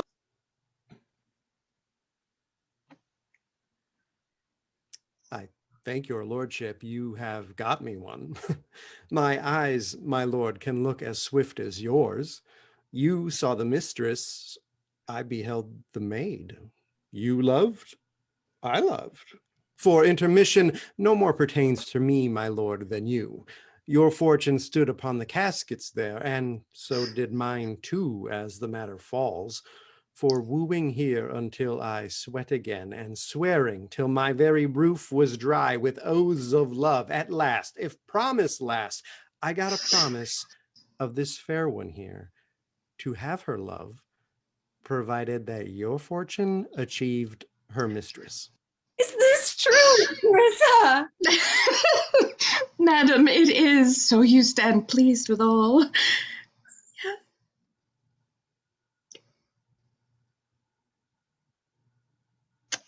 And do you, Gratiano, mean good faith? Yes, faith, my lord. Our fee shall be much honored in your marriage. We'll play with them the first boy for 1,000 ducats. What, and stake down? No, we shall ne'er win at that sport and stake down. But who comes here? Lorenzo and his infidel? What, and my old Venetian friend Salerio? Lorenzo and Salerio, welcome hither, if that the youth of my new interests here have power to bid you welcome. But my very friends and countrymen, sweet Portia, welcome. So do I, my lord. They are entirely welcome. I thank your honor. For my part, my lord, my purpose was not to have seen you here, but meeting with Salerio by the way, he did entreat me, past all saying nay, to come with him along. I did, my lord, and I have reason for it. Signor Antonio commends him to you.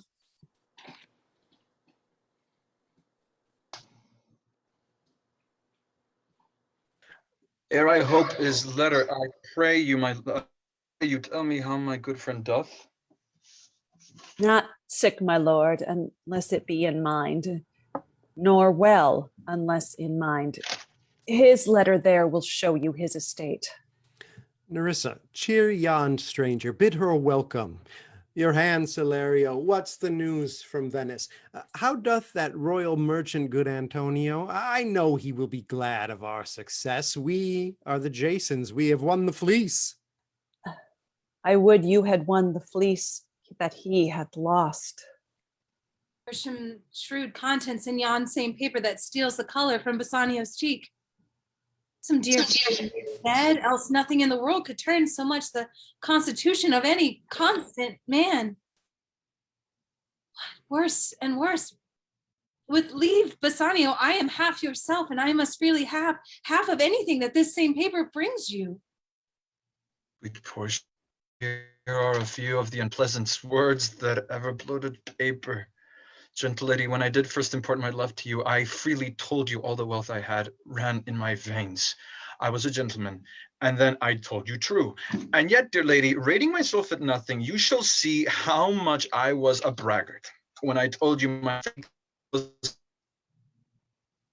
nothing.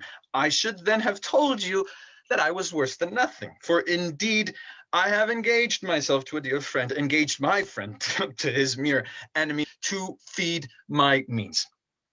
Here's a letter, lady, the paper as the body of my friend, and every word in it a gaping wound, issuing lifeblood. Is it true, Salerio? Hath all his ventures failed? What? Not one hit from Tripoli, from Mexico and England, from Lisbon, Barbary, and India, and not one vessel escaped the dreadful touch of merchant marrying rocks? Not one, my lord.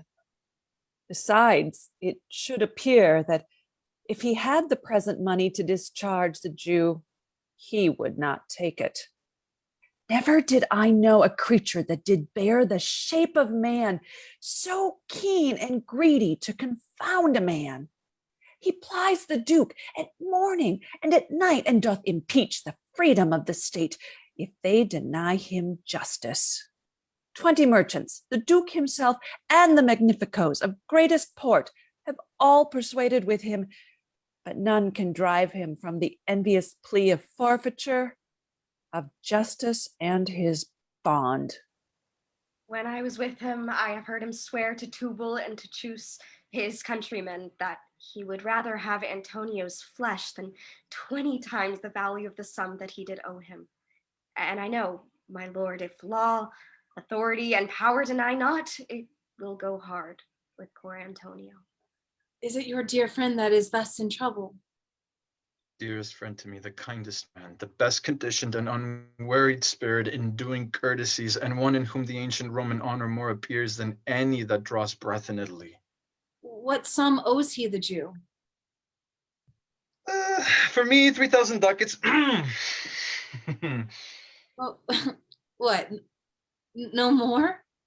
Pay him 6,000 and deface the bond, double 6,000, and then treble that before a friend of this description shall lose a hair through Bassanio's fault. First, go with me to church and call me wife, and then away to Venice to your friend, for never shall you lie by Portia's side with an unquiet soul. You shall have gold to pay the debt 20 times over. When it is paid, bring your true friend along. My maid, Nerissa, and myself meantime will live as maids and widows.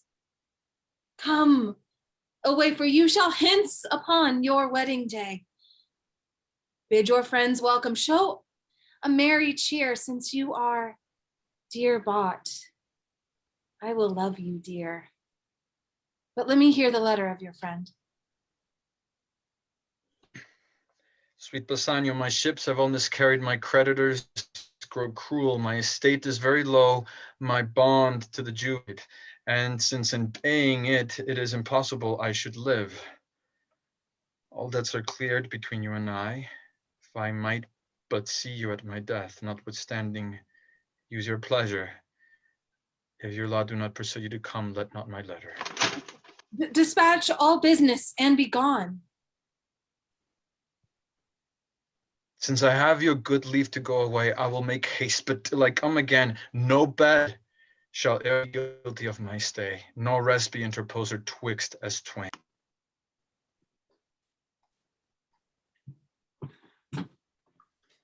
Jailer, look to him.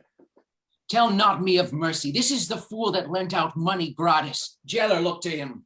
Hear me yet, good. I'll have my bond. Speak not against my bond. I have sworn an oath that I will have my bond. Thou call'st me dog before thou hadst a cause. But since I am a dog, beware my fangs.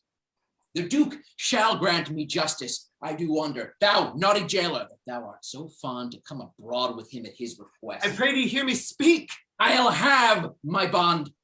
I will not hear thee speak. I'll have my bond, and therefore speak no more. I'll not be made a soft and dull-eyed fool to shake the head, relent, and sigh, and yield to Christian intercessors. Follow not. I'll have no speaking. I will have my bond. It is the most impenetrable cur that ever kept with men. Let him alone. I'll follow him no more with bootless prayers. He seeks my life, his reason well I know. I oft delivered from his forfeitures many that have at times made moan to me, therefore he hates me. I am sure the Duke will never grant this forfeiture to hold. You cannot deny the course of law, for the commodity that strangers have with us in Venice, if it be denied, will much impeach the justice of the state. Since that the trade and profit of the city consisteth of all nations, therefore go. These griefs and losses have so baited me that I shall hardly spare a pound of flesh tomorrow to my blood creditor. Well, jailer, on. Pray, good Bassanio come to see me pay his debt. Then I care not.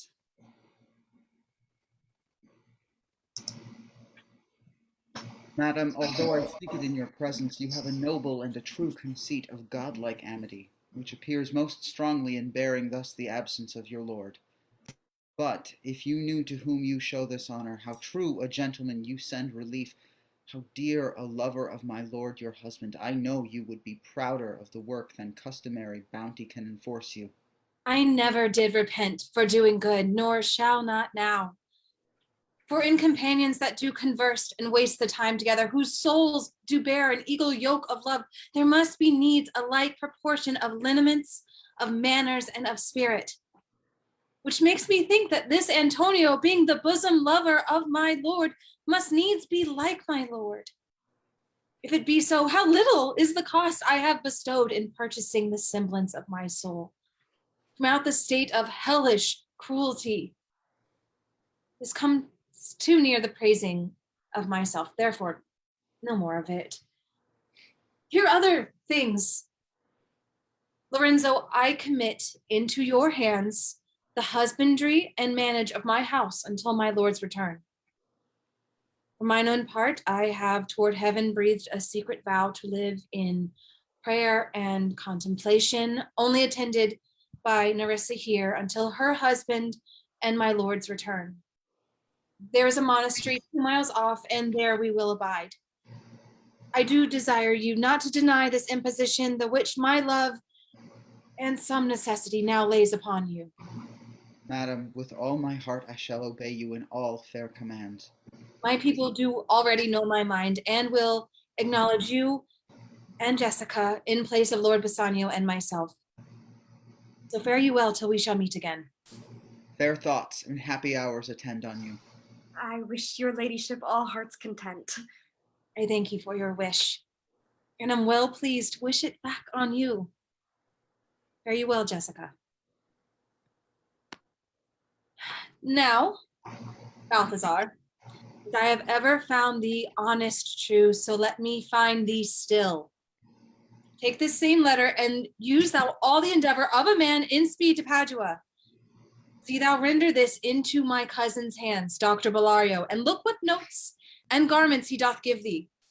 Bring them, I pray thee, with imagined speed unto the traject to the common ferry which trades to Venice.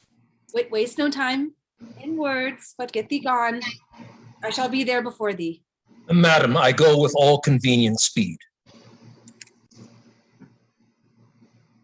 Come on, Nerissa. I have work in hand that you yet know not of. We'll see our husbands before they think of us. Shall they see us? Well, they shall, Nerissa, but in such a habit that they shall think we are accomplished with what we lack. I'll hold thee any wager. When we are both accoutred like young men, I'll prove the prettier fellow of the two. Oh.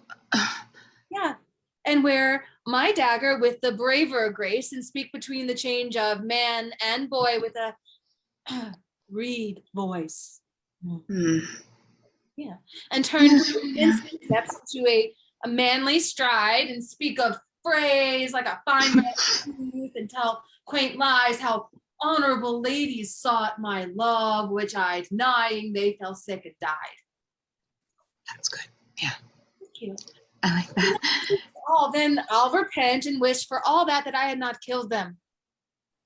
In 20 of these puny lies, I'll tell that men shall swear I have discontinued school about a 12-month.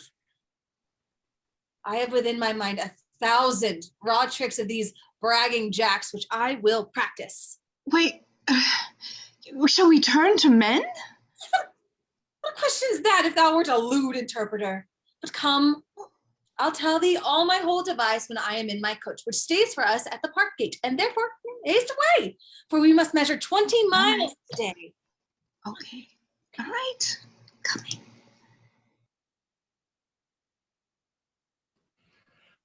Yes, truly, for look you, the sins of the father are to be laid upon the children. Therefore I promise you, I fear you. I was always playing with you, and now I speak my agitation of the matter. Therefore be of good cheer, for truly I think you are damned. There is but one hope in it that can do you any good, and that is but a kind of a bastard hope, neither. And what hope is that, I pray thee? Mary, you may partly hope that your father got you not, and that you are not the Jew's daughter. That were a kind of bastard hope indeed. So the sins of my mother should be visited upon me. Oh, truly. Then I fear you are damned by both father and mother. Thus, when I shun Celia, your father, I fall into Charybdis, your mother. Well, you are gone both ways. I shall be saved by my husband. He hath made me a Christian. Truly, the more to blame he.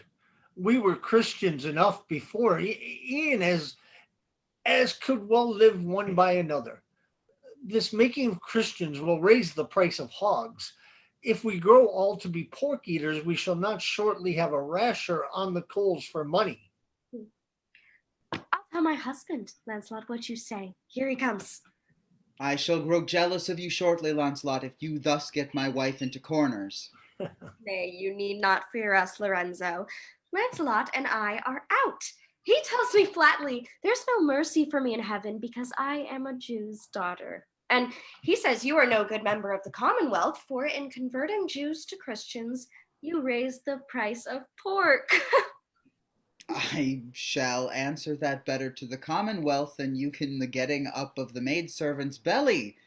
She is with child by you, Lancelot. Well, it is as much as she should be more than reason, but if she be less than an honest woman, she is indeed more than I took her for. How every fool can play upon the word. I think the best grace of wit will shortly turn into silence, and discourse grow commendable in none only but parrots. Go in, Sara. Bid them prepare for dinner. This is done, sir. They have all stomachs. Goodly Lord, what a wit snapper you are! Then bid them prepare dinner. That is done too, sir. Only cover is the word. Will you cover it then? Not so neither. I know my duty. Yet more quarreling with occasion. Wilt thou show the whole wealth of thy wit in an instant? I pray thee understand a plain man in his plain meaning. Go to thy fellows, bid them cover the table, serve the meat, and we will come in to dinner. For the table, sir, it shall be served in. For the meat, sir, it shall be covered. For your coming in to dinner, sir, why, let it be as humors and conceit shall govern. Oh, dear discretion, how his words are suited. The fool hath planted in his memory an army of good words, and I do know a many fools that stand in better place, garnished like him, for that for a tricksy word defy the matter. How cheerest thou, Jessica? And now, good sweet, say thy opinion. How dost thou like the Lord Bassanio's wife? Past all expressing. It is very meet the Lord Bassanio live an upright life. For having such a blessing in his lady, he finds the joys of heaven here on earth. And if on earth he did not merit it, in reason he should never come to heaven. Why, if two gods should play some heavenly match, and on the wager lay two earthly women, and Portia one, there must be something else pawned with the other, for the poor rude world hath not her fellow. Even such a husband hast thou of me, as she is for a wife. Nay, but ask my opinion too of that. I will anon. First let us go to dinner. Nay, let me praise you while I have a stomach. No, pray thee, let it serve for table talk. Then howsoe'er thou speakst among other things, I shall digest it. Well, I'll set you forth.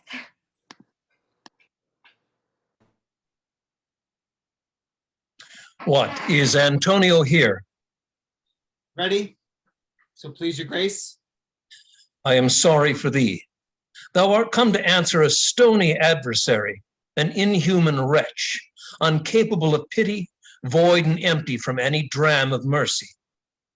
I have heard the grace hath taken great pains to qualify his rigorous course, but since he stands obdurate, and no lawful means can carry me out of his envy's reach, I do oppose my patience to his fury, and am armed to suffer the quietness of spirit, the very tyranny and rage of his. Go on and call the Jew into the court. He is ready at the door. He comes, my lord. Make room and let him stand before our face. Shylock, the world thinks, and I think so too, that thou but leadest this fashion of thy malice to the last hour of act, and then 'tis thought thou'lt show thy mercy and remorse more strange than is thy strange apparent cruelty. And where thou now exacts the penalty, which is a pound of this poor merchant's flesh, thou wilt not only lose the forfeiture, but touched with humane gentleness and love, forgive a moiety the principal, glancing an eye of pity on his losses that have of late so huddled on his back.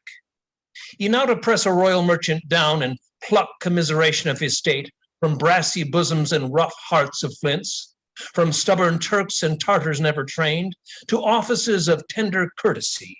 We all expect a gentle answer, Jew. I have possessed your grace of what I purpose, and by our holy Sabbath have I sworn to have the due and forfeit of my bond. If you deny it, let the danger light up your charter and your city's freedom. You'll ask me why I rather choose to have a weight of carrion flesh than to receive 3,000 ducats. I'll not answer that. But say it is my humor. Is it answered? What if my house be troubled with a rat, and I be pleased to give 10,000 ducats to have it banned? What? Have you not answered yet? Some men there are love, not a gaping pig. Some that are mad if they behold a cat, and others, when the bagpipe sings in the nose, cannot contain their urine. For affection, mistress of passion, sways it to the mood of what it likes or loathes. Now, for your answer.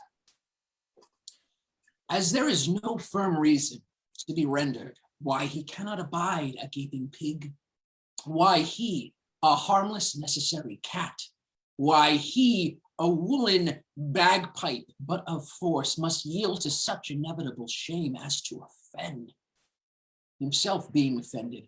So I can give no reason, nor I will not, more than a lodged hate, a certain loathing I bear Antonio, and I follow thus, a losing suit against him. Are you answered? This is no answer, thou unfeeling man, to excuse the current of thy cruelty. I am not bound to please thee with my answers. Do all men kill the things they do not love? Hates any man the thing he would not kill? Every offense is not a hate at first. Wouldst thou have a serpent sting thee twice? I pray you, think you question with a Jew. You may as well go stand upon the beach and bid the main flood bait as its usual height. You may as well use question with the wolf wit why he hath made the ewe bleak for the lamb. You may as well forbid the mountain pines to wag their high tops and to make no noise when they are fretting with the gusts of heaven.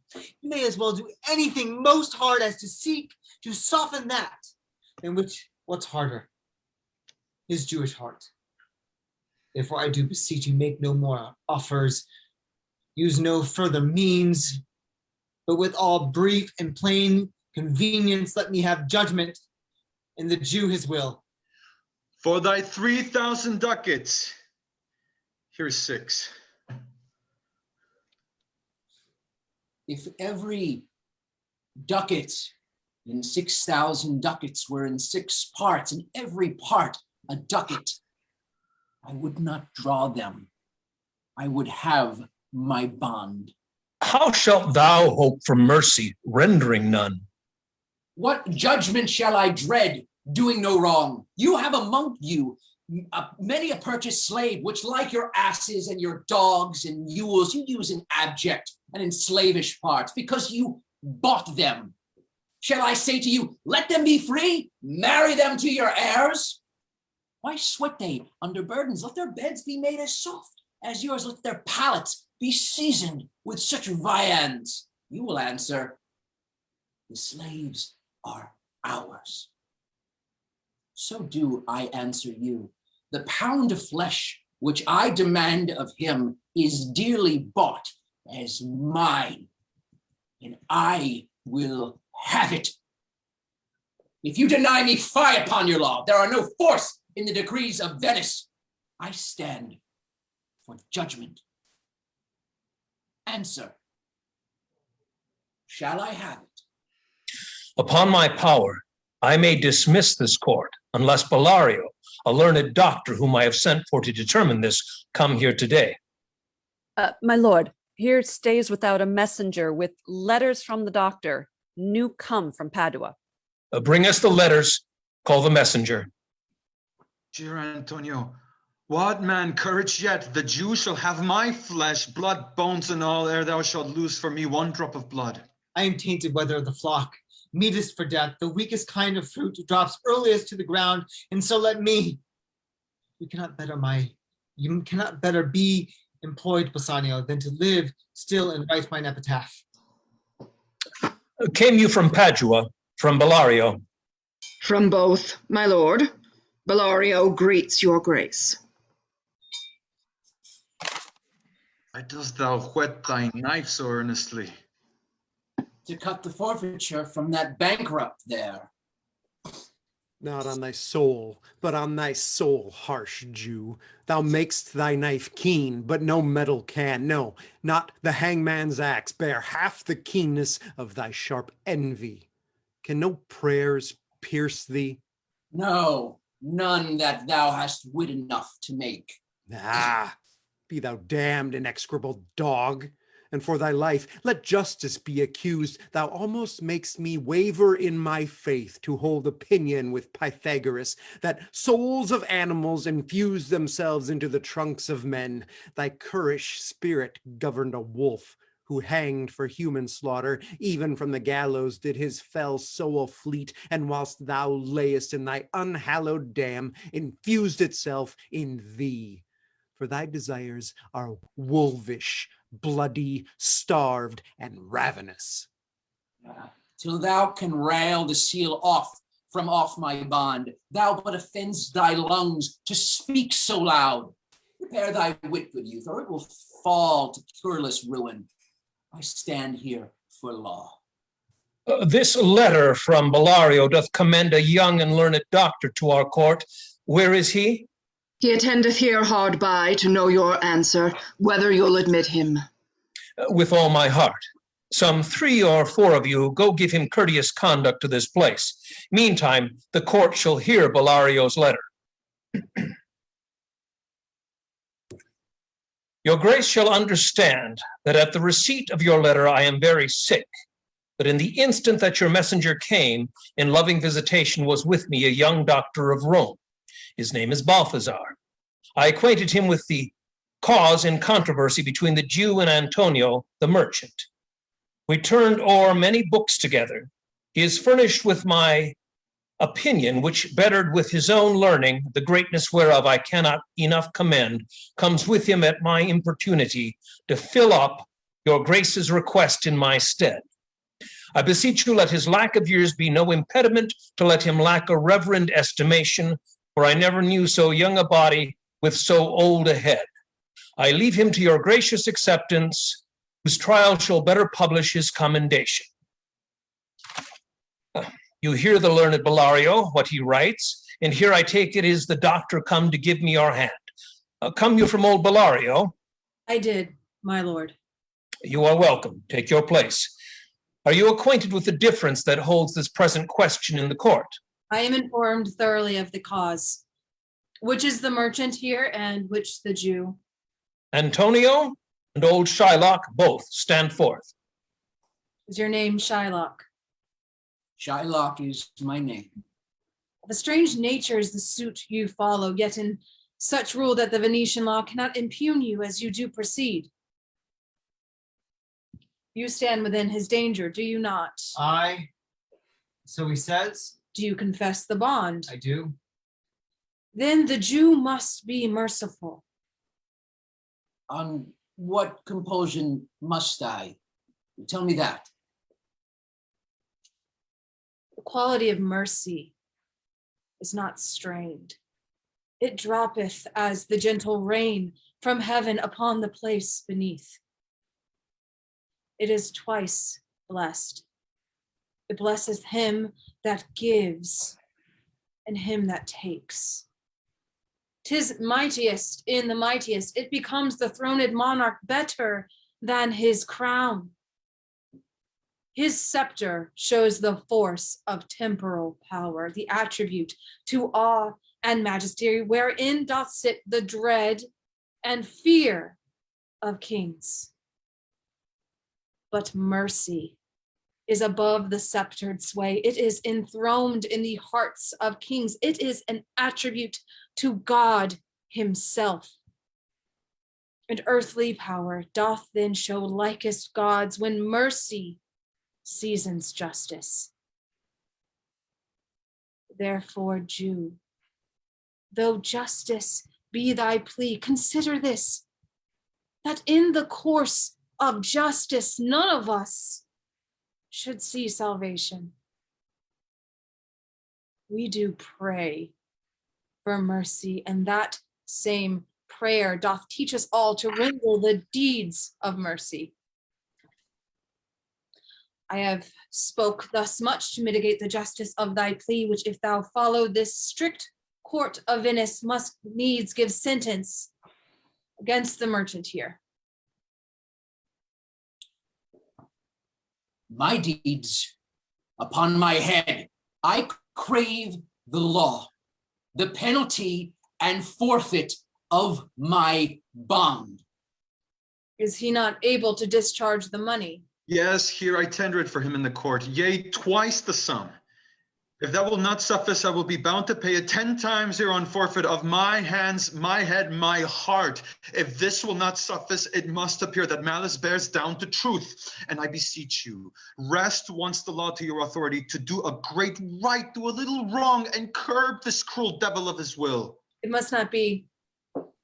There is no power in Venice can alter a decree established. Will be recorded for a precedent, and many an error by the same example will rush into the state. It cannot be. A Daniel come to judgment, yea, a Daniel. Oh, wise young judge, how I do honor thee. I pray you, let me look upon the bond. Here, most reverend doctor, here it is. Shylock, there's thrice thy money offered thee. An oath. An oath. I have an oath in heaven. Shall I lay perjury upon my soul? No, not for Venice. Why, this bond is forfeit, and lawfully by this the Jew may claim a pound of flesh to be by him cut off nearest the merchant's heart. Be merciful, take thrice thy money, bid me tear the bond. When it is paid according to the tenure, it doth appear you are a worthy judge. You know the law, your exposition hath been most sound. I charge you by the law. Wherever you are a well-deserving pillar, proceed to judgment. By my soul, I swear, there is no power in the tongue of man to alter me. I stay here on my bond. Most heartily do I beseech the court to give the judgment. Why then thus it is. You must prepare your bosom for his knife. Ah, no noble judge. Oh, excellent young man. For the intent and purpose of the law hath full relation to the penalty which here appeareth due upon the bond. Very true.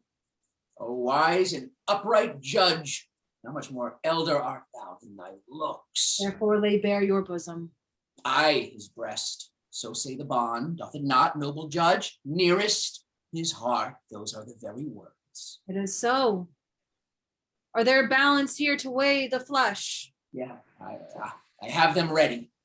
Have by some surgeon, Shylock, on your charge to stop his wounds, lest he do bleed to death. Is it so nominated in the bond? It is not so expressed, but of that, 'twere good you do so much for charity. Cannot find it, is not in the bond. You, Merton, have you anything to say? But little. I am armed and well prepared. Give me your hand, Bassanio. Fare you well. Grieve not that I am fallen to this for you, for herein fortune shows herself more kind than is her custom.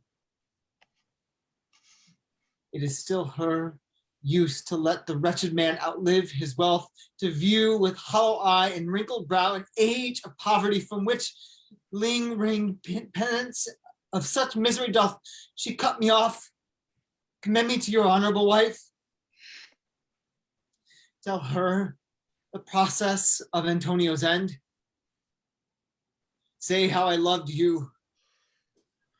Speak me fair in death, and when the tale is told, bid her be judge whether Bassanio had not once a love.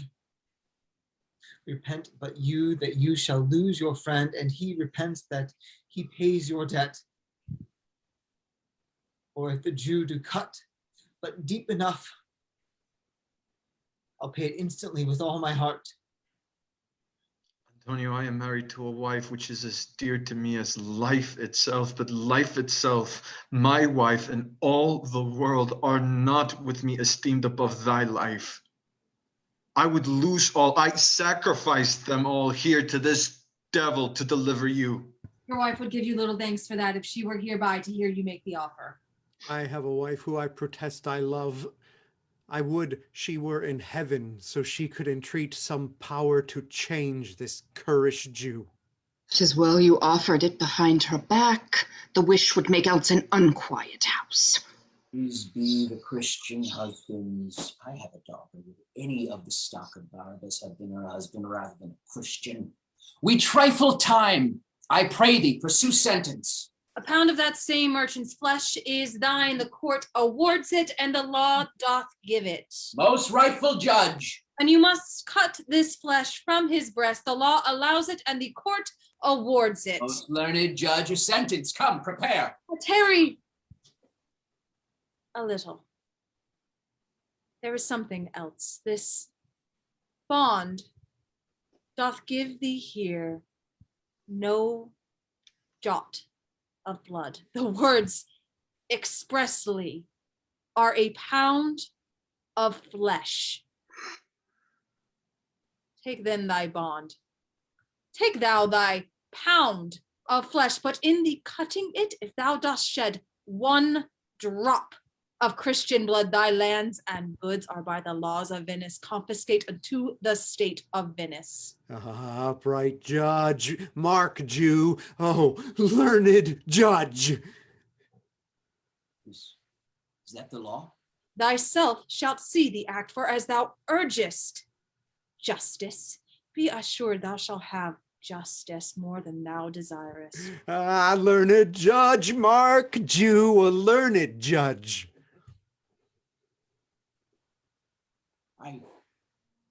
I take this offer then. Pay the bond price and let the Christian go. Here's the money. Soft, the Jew shall have all justice. Soft, no haste. He shall have nothing but the penalty.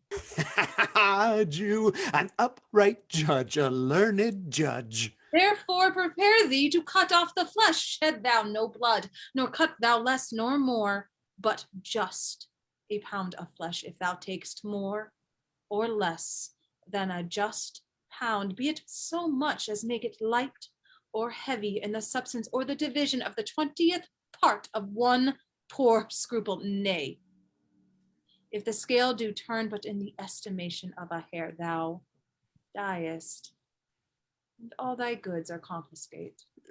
A second Daniel, a Daniel Jew. Now, infidel, I have you on the hip. Why doth the Jew pause? Take thy forfeiture. Give me my principal and let me go. I have it ready for thee. Here it is. He hath refused it in the open court. He shall have merely justice. Daniel. Daniel, still say I, a second Daniel. I thank thee, Jew, for teaching me that word. Shall I not have barely my principal? Thou shalt have nothing but the forfeiture, to be so taken at thy peril, Jew.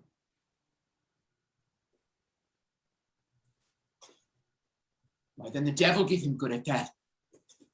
I'll stay no longer question. No, tarry, Jew, the law hath yet another hold on you. It is enacted in the laws of Venice. If it be proved against an alien that by direct or indirect attempts he seek the life of any citizen, the party against which he doth contrive shall seize 1/2 his goods, the other half comes to the privy coffer of the state.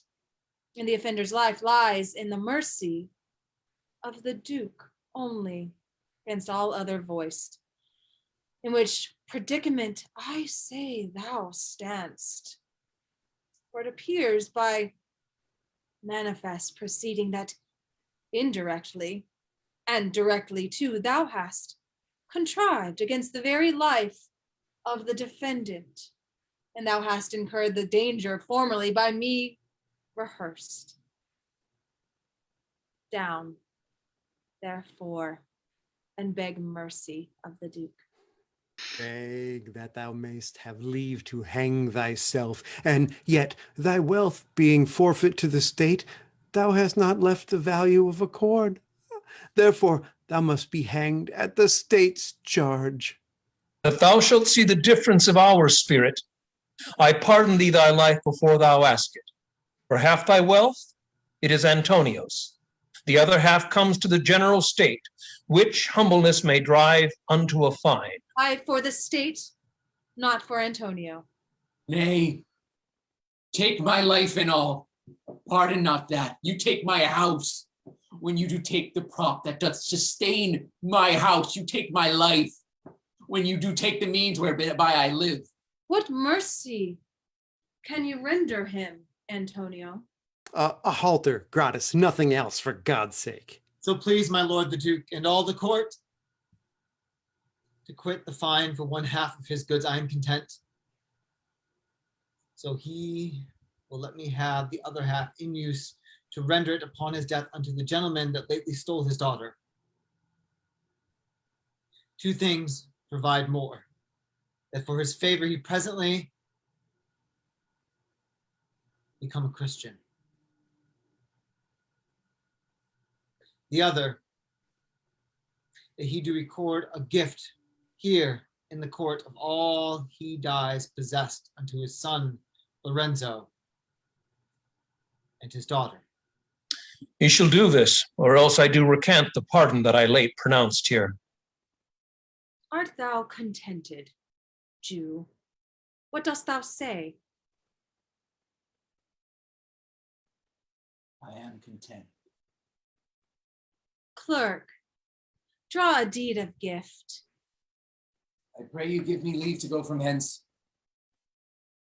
I am not well. Send the deed after me, and I will sign it. Get thee gone, but do it. In christening shalt thou have 2 godfathers. Had I been judge, thou shouldst have had 10 more, to bring thee to the gallows, not to the font. Sir, I entreat you home with me to dinner. I humbly do desire your grace of pardon. I must away this night toward Padua, as it is meet I presently set forth. I am sorry that your leisure serves you not. Antonio, gratify this gentleman, for in my mind you are much bound to him. Most worthy gentlemen, I and my friend have by your wisdom been this day acquitted of grievous penalties, in lieu whereof 3,000 ducats due unto the Jew. We freely cope your courteous pains withal. And stand indeed over and above in love and service to you evermore. He is well paid, that is well satisfied, and I, delivering you, am satisfied. And therein do account myself well paid. My mind was never yet more mercenary. I pray you know me when we meet again. I wish you well, and so I take my leave. Dear sir, of force I must attempt you further. Take some remembrance of us as a tribute, not as fee. Grant me with 2 things, I pray you, not to deny me and to pardon me. You press me far, and therefore I will yield. Give me your gloves, for I will wear them for your sake. And for your love, I'll take this ring from you. Do not draw back your hand. I'll take no more, and you in love shall not deny me this. This ring, good sir, alas, it is a trifle. I will not shame myself to give you this. I will have nothing else but only this, and now methinks I have a mind to it. There's more depends on this than on the value. The dearest ring in Venice will I give you, and find it out by proclamation. Only for this, I pray you, pardon me. I see, sir, you are liberal in offers. You taught me first to beg, and now methinks you teach me how a beggar should be answered. Good sir, this ring was given me by my wife when she put it on. She made me vow that I should neither sell nor give nor lose it. That excuse serves many men to save their gifts, and if your wife be not a mad woman and know how well I have deserved this ring, she would not hold out enemy forever for giving it to me. Well, peace be with you. My lord Bassanio, let him have the ring. Let his deservings and my love withal be valued against your wife's commandment.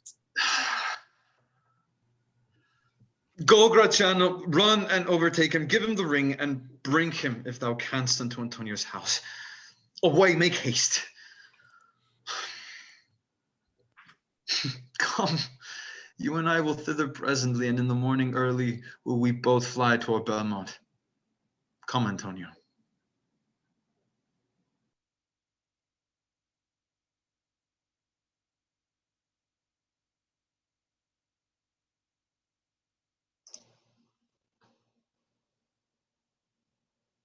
Inquire the Jew. Give him this and let him sign it. We'll away tonight and be a day before our husbands' homes. This deed will be well welcome to Lorenzo. Fair sir, you are well o'ertaken. My lord Bassanio, upon more advice, hath sent you here this ring, and doth entreat your company at dinner. That cannot be. His ring I do accept most thankfully, and so I pray you tell him. Furthermore, I pray you show my youth old Shylock's house. That will I do. Sir, I would speak with you. I'll see if I can get my husband's ring, which I did make him swear to keep forever. Thou mayest have heard you. We shall have old swearing that they give the rings away to men, and we'll outface them and outswear them too. Wait, make haste. Don't know us where I will tarry. Come, good sir. Will you show me to this house?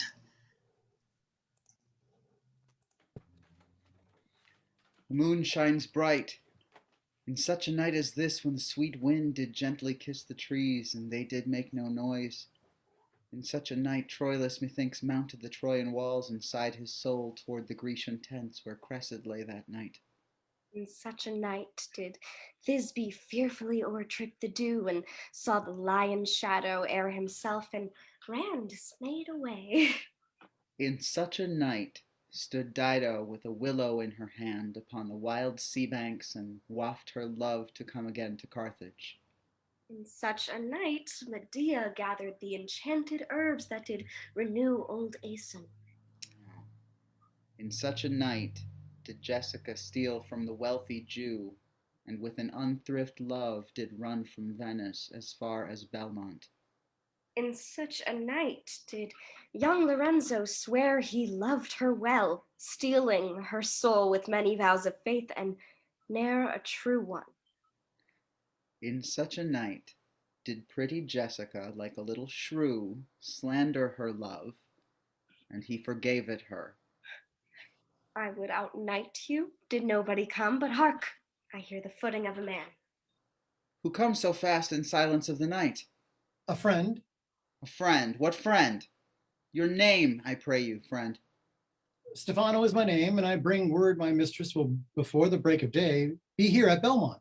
She doth stray about by holy crosses, where she kneels and prays for happy wedlock hours. Who comes with her?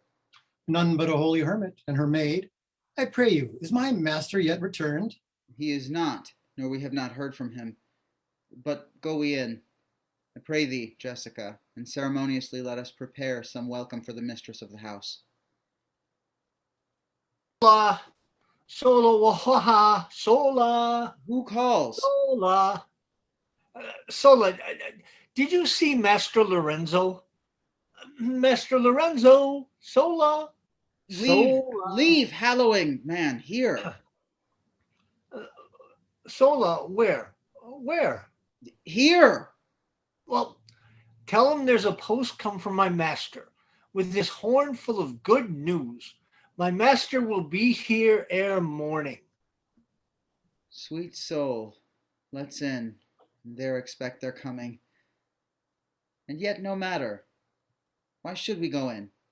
My friend Stephano, signify, I pray you, within the house your mistress is at hand, and bring your music forth into the air. How sweet the moonlight sleeps upon this bank. Here will we sit, and let the sounds of music creep in our ears. Soft stillness, and the night becomes the touches of sweet harmony. Sit, Jessica. Look how the floor of heaven is thick inlaid with patterns of bright gold. There's not the smallest orb which thou beholdst but in his motion like an angel sings, still choiring to the young-eyed cherubims.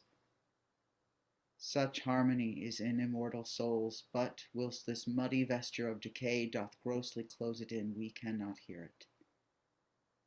Come, ho, and wake Diana with a hymn. With sweetest touches pierce your mistress' ear, and draw her home with music.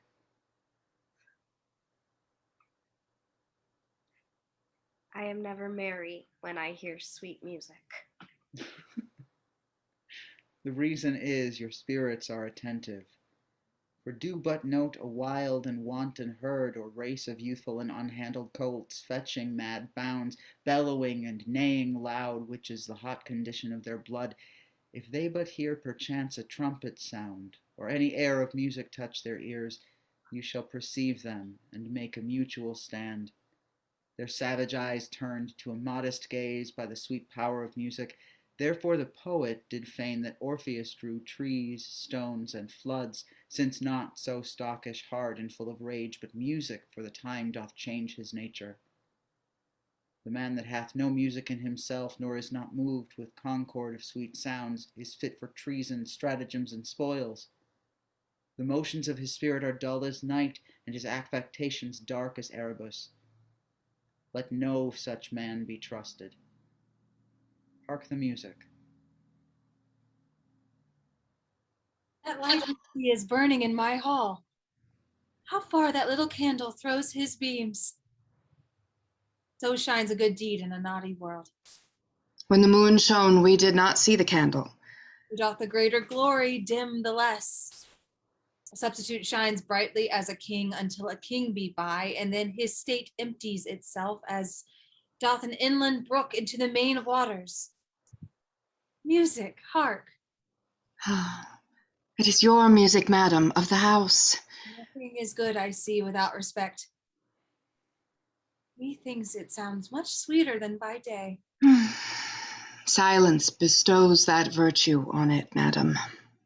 Crow doth sing as sweetly as the lark when neither is attended, and I think the nightingale, if she should sing by day when every goose is cackling, would be thought no better a musician than the wren. How many things by seasoned are to their right praise and true perfection?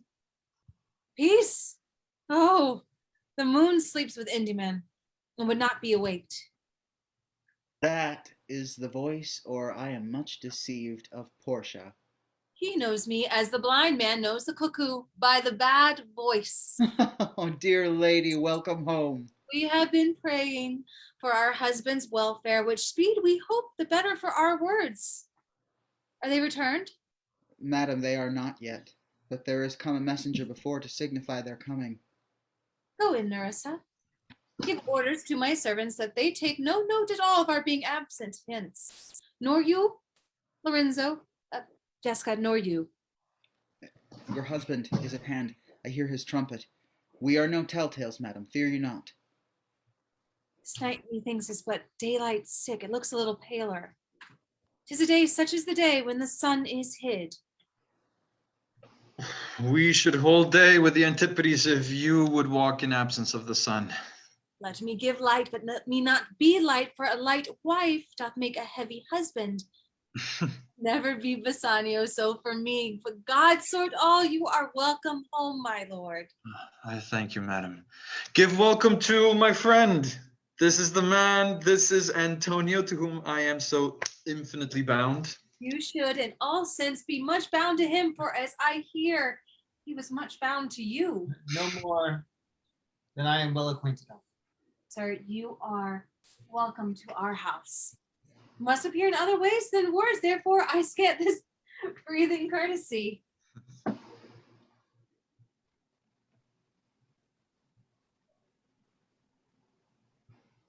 Where's your husband? Husband?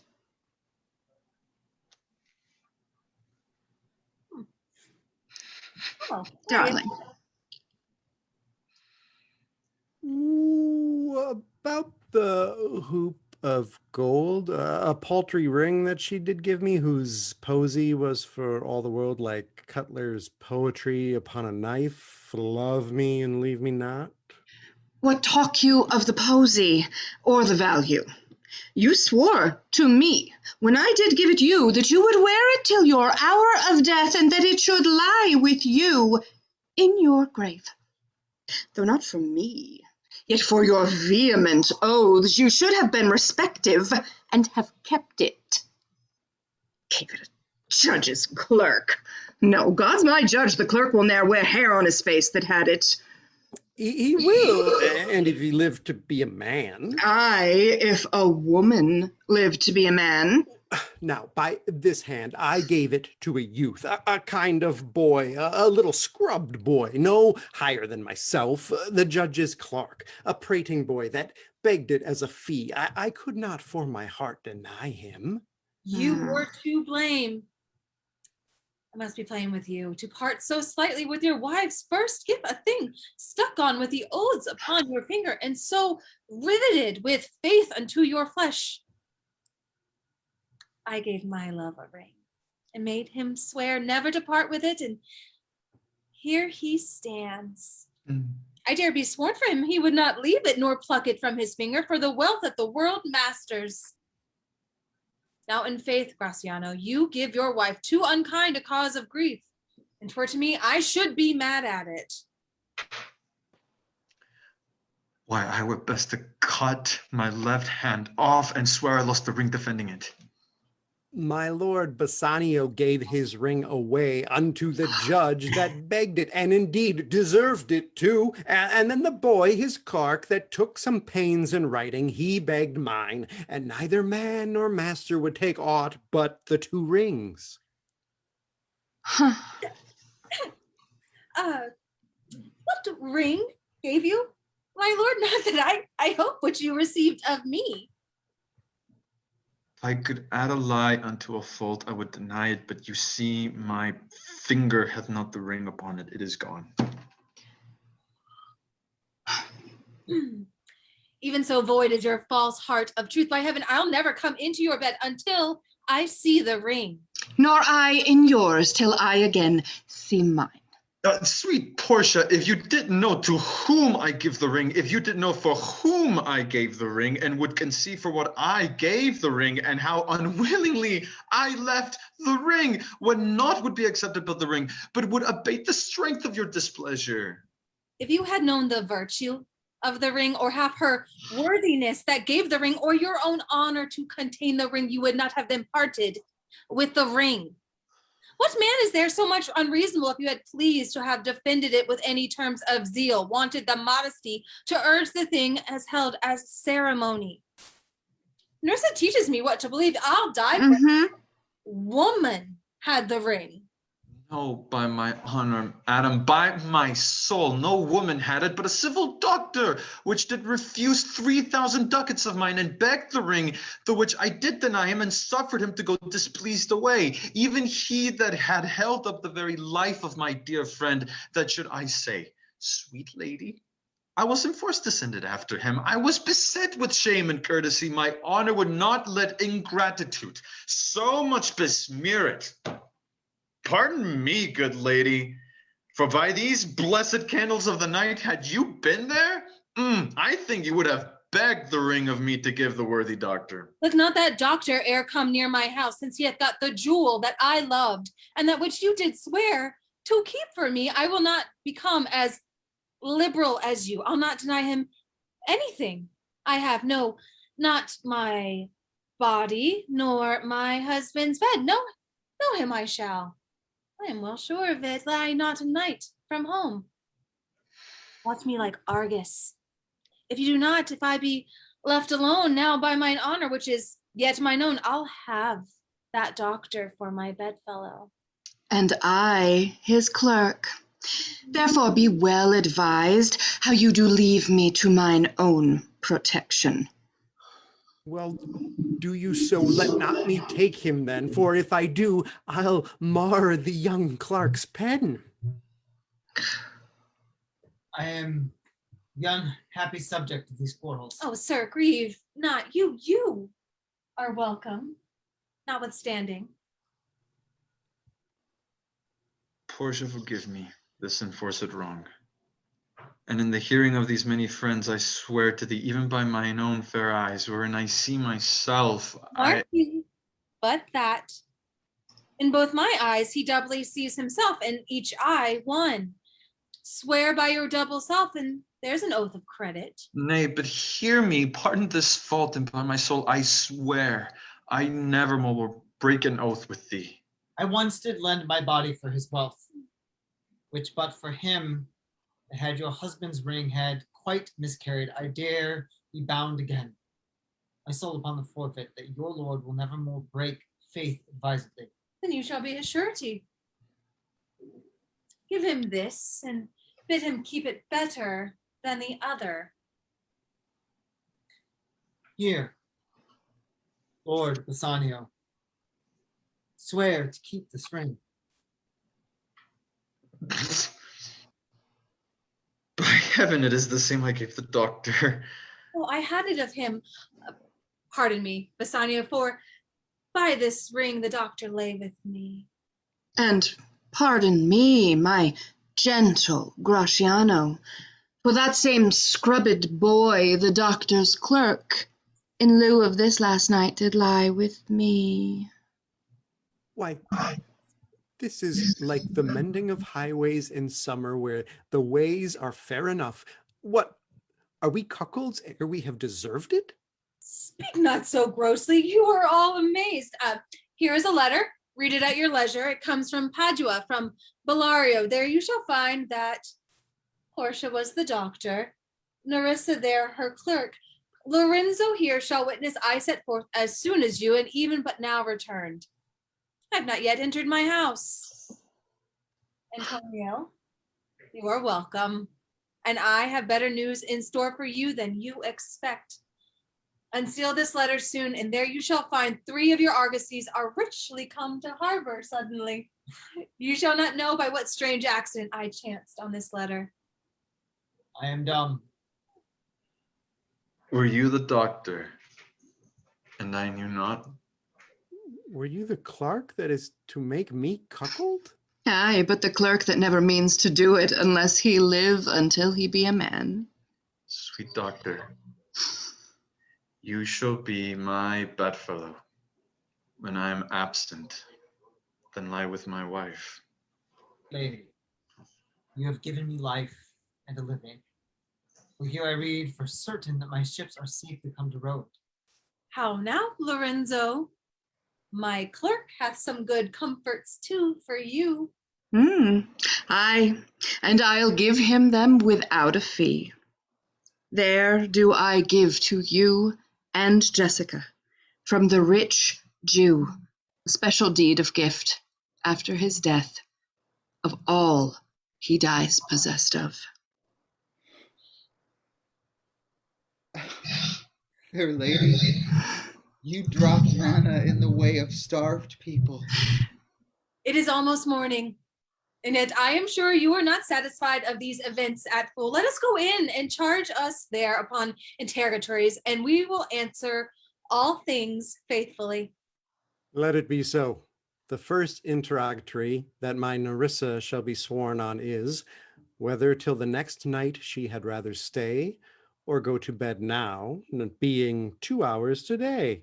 But were the day come, I should wish it dark, till I were couching with the doctor's clerk.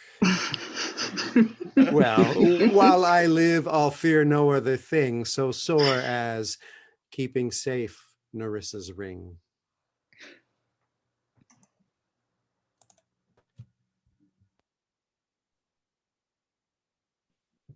Yay! Thank you so much. Come on back, everybody. Come on back and wave. There they are. That was so great. Thank you so much for joining us tonight. That was so great to hear that. Join us next week. We have a little bit of a surprise for you. You'll have to wait and see. But we'll see you next week. See ya.